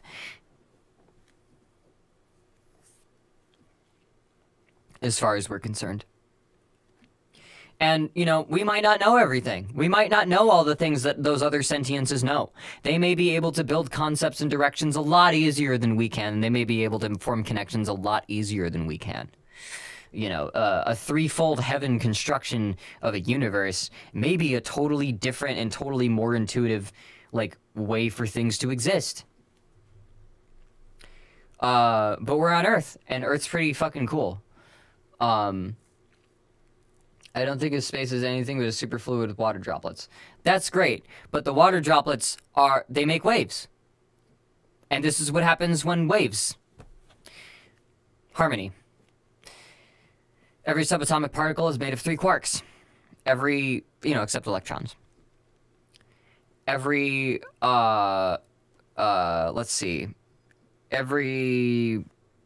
atom is made of 3 different kinds of things. Every molecule is made of multiple combined shapes of those 3 things, operating in a geometric relationship to each other. They often form hexagons, pentagons, and triangles, and all of these shapes that are harmonic in 2 dimensions. Those form machines over time. There's cells that have legs that walk along roads that carry things, and we are more complex versions of those. nature has a few sets of laws, and we're not using too many more of them than what cells started out with. But that's, yeah.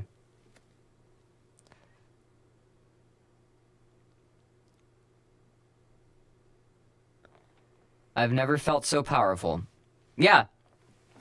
Yeah. You are the recognition of the universe.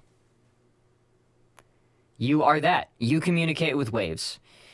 All the shit that you interpret is a score. You don't just act on impulse. You don't just act as like, you know, a call and react, call and answer. You have thoughts, opinions, a history, memories. You have an internal experience that you express through.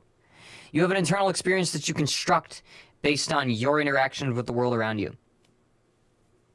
And it all collapses here.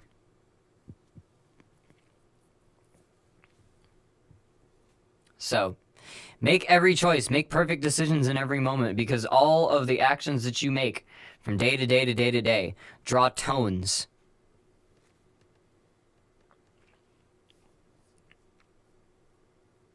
Just as is a perfect fifth slowed down, if you do something every day, if you get up at 5:30 in the morning every day and go running, you're giving yourself cardio in a rhythm.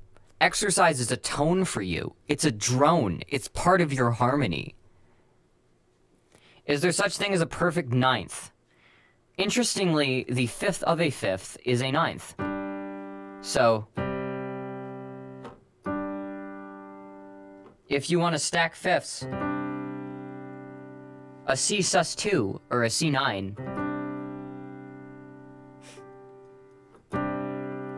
would technically be a perfect ninth.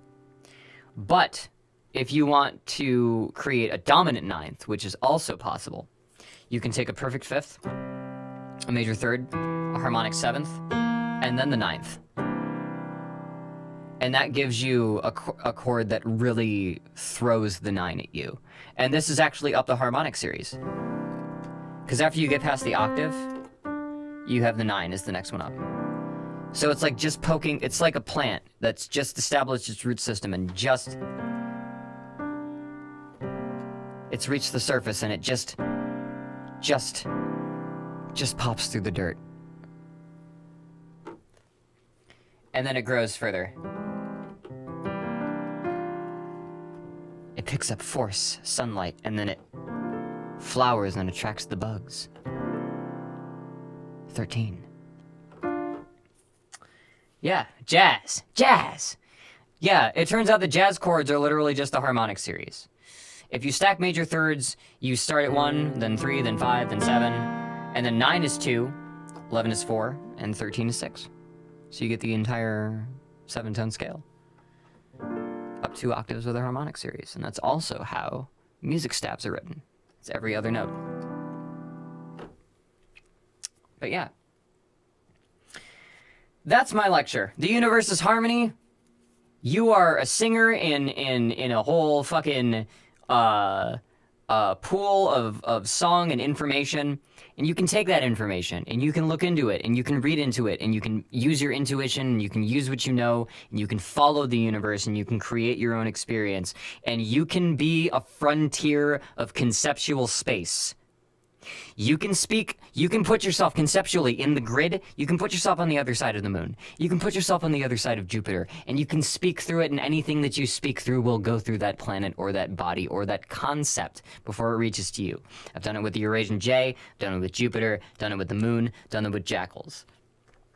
It's a conversation with the universe that I'm having with these concepts. But either Big Bang or you know, Christly creation, everything works the same. So, go out, use your godly creative power, don't forget your past or your context, and be more critical of yourself and your own decisions than anyone else's. The only thing that you can change is your own decisions. Anything that you see in other people is just you worrying about, you know, what decisions they're making, because you can see those things in yourself. Drill hard into yourself. Introspect. Introspect on you and the world around you and how you relate to each other. And you can learn a lot about harmony and how to bring your actions into tune.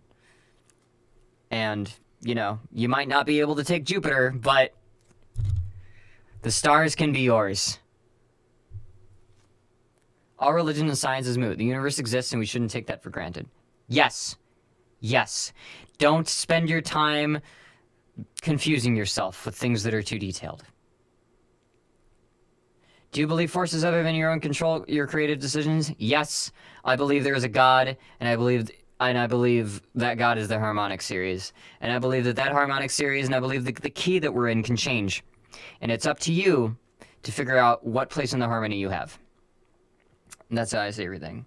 So no matter what came first, we're all one with the universe. Nobody knows how to argue. I am a god, and so are you. Have a good weekend. Keep creating, keep in good spirits, make perfect decisions, keep climbing. I will see you guys on Monday. Thanks for coming. Oh! And on Monday, you may see me on Twitch with a new stream layout using OBS. And that's a whole other thing that I will talk to you guys about on the Discord, highmkids.com/Discord if you want to check it out. So I'll see you around. Lates. I got a quick Wirecast. Of course. Man, that went on so long. I like just went off for an hour. That's crazy. Thank you guys for listening, though. That was fun.